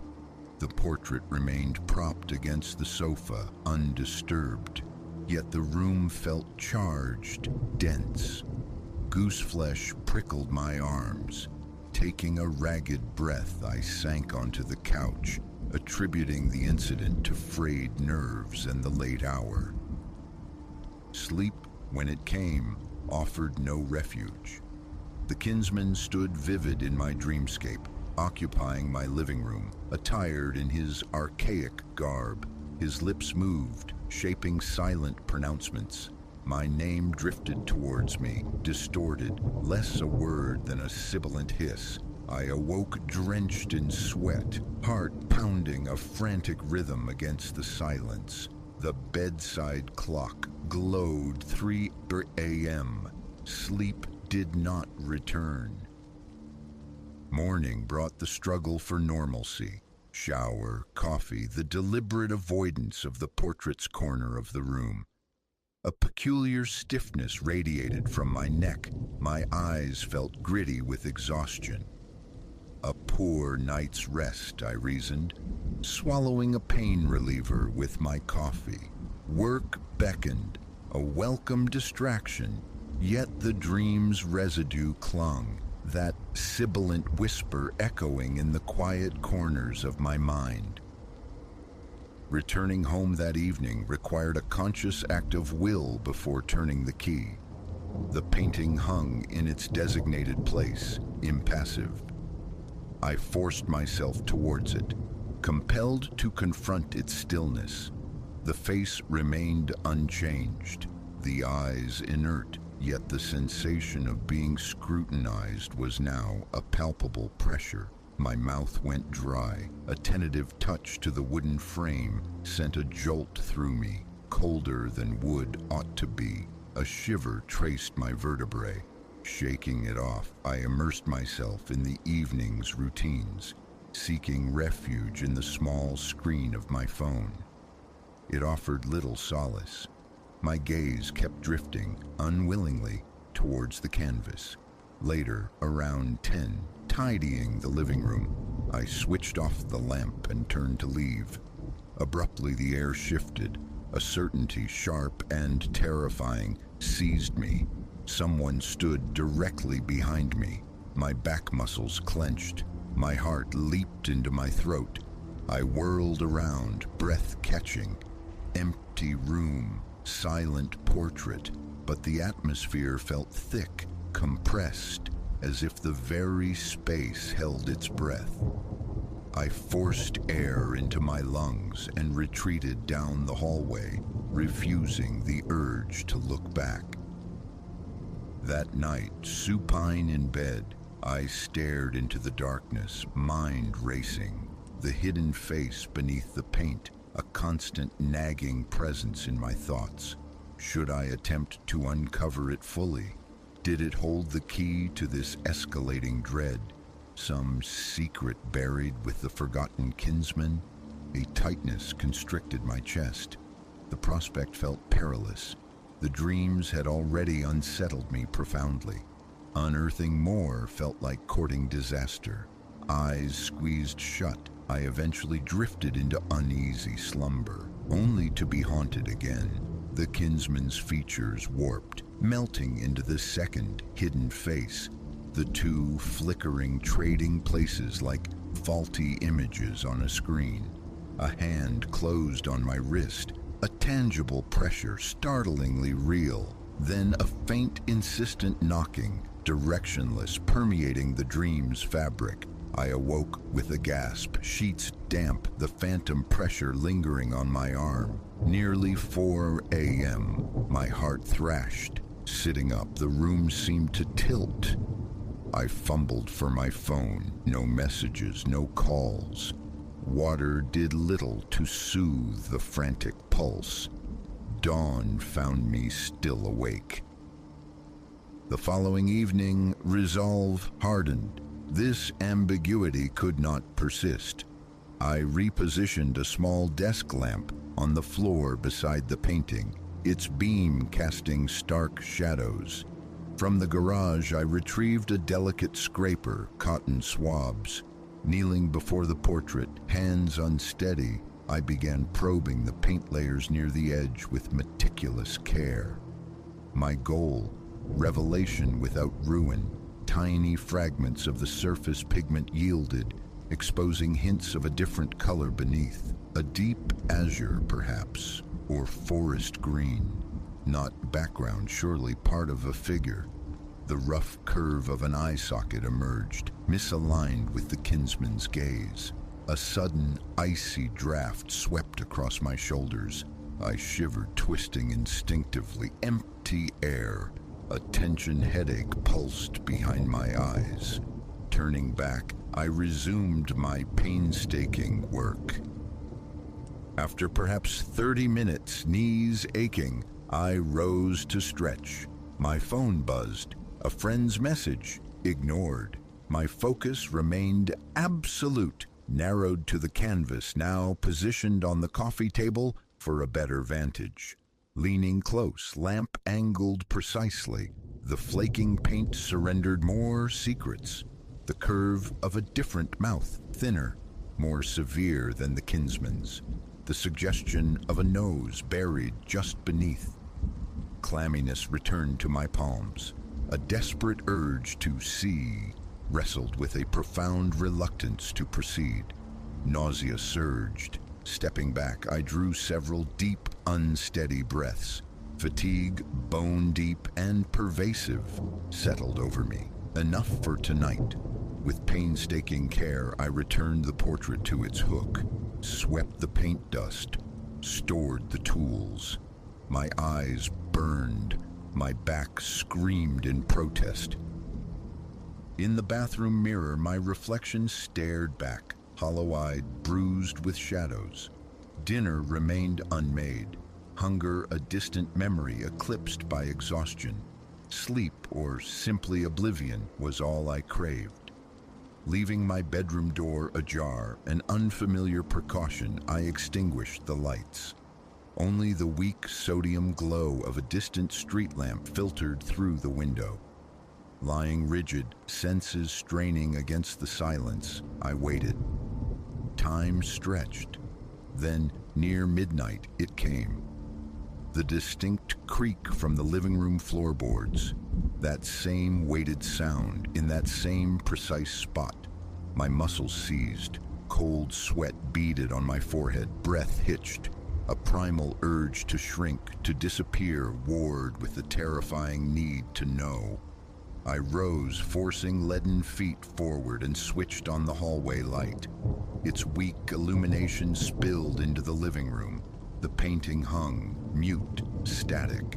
The room held nothing but shadows and furniture. My heart pounded a violent tattoo against my ribs. Minutes passed in brittle silence. Nothing stirred. I retreated to bed. Sleep remained elusive. Every shadow seemed to writhe. The kinsman's eyes burned in my mind's eye. Eventually, exhaustion claimed me, dragging me into another vortex of dreams. The two faces, the kinsman's and the hidden one, merged and separated, mouths forming silent, frantic syllables. A distinct pressure on my shoulder jolted me awake. The spot tingled, but the room was empty. Staring at the ceiling, pulse frantic, I waited for calm that wouldn't come. Now, a fortnight has unspooled since the heirloom canvas first took its place. Looking at it is an exercise in controlled dread, yet removing it feels impossible, a violation of some unspoken pact. Each passage through the room is an ordeal. The weight of that gaze is a physical constant. My skin crawls. My thoughts circle endlessly. The evidence of the hidden face is undeniable, yet the final unveiling remains undone, arrested by a fear of what lies beneath. The dreams intensify. The cold spots deepen. The phantom sounds gain substance. What does it want? Does it want anything? Or is this merely the unraveling of my own mind, tricked by suggestion and solitude? Yet the physical responses, the clenched jaw, the clammy palms, the certainty of a presence just behind me, feel terrifyingly authentic. The nights are the crucible. Tension accumulates like static electricity, leaving me hyper-vigilant, attuned to every sigh of the old house. My heart hammers at imagined sounds.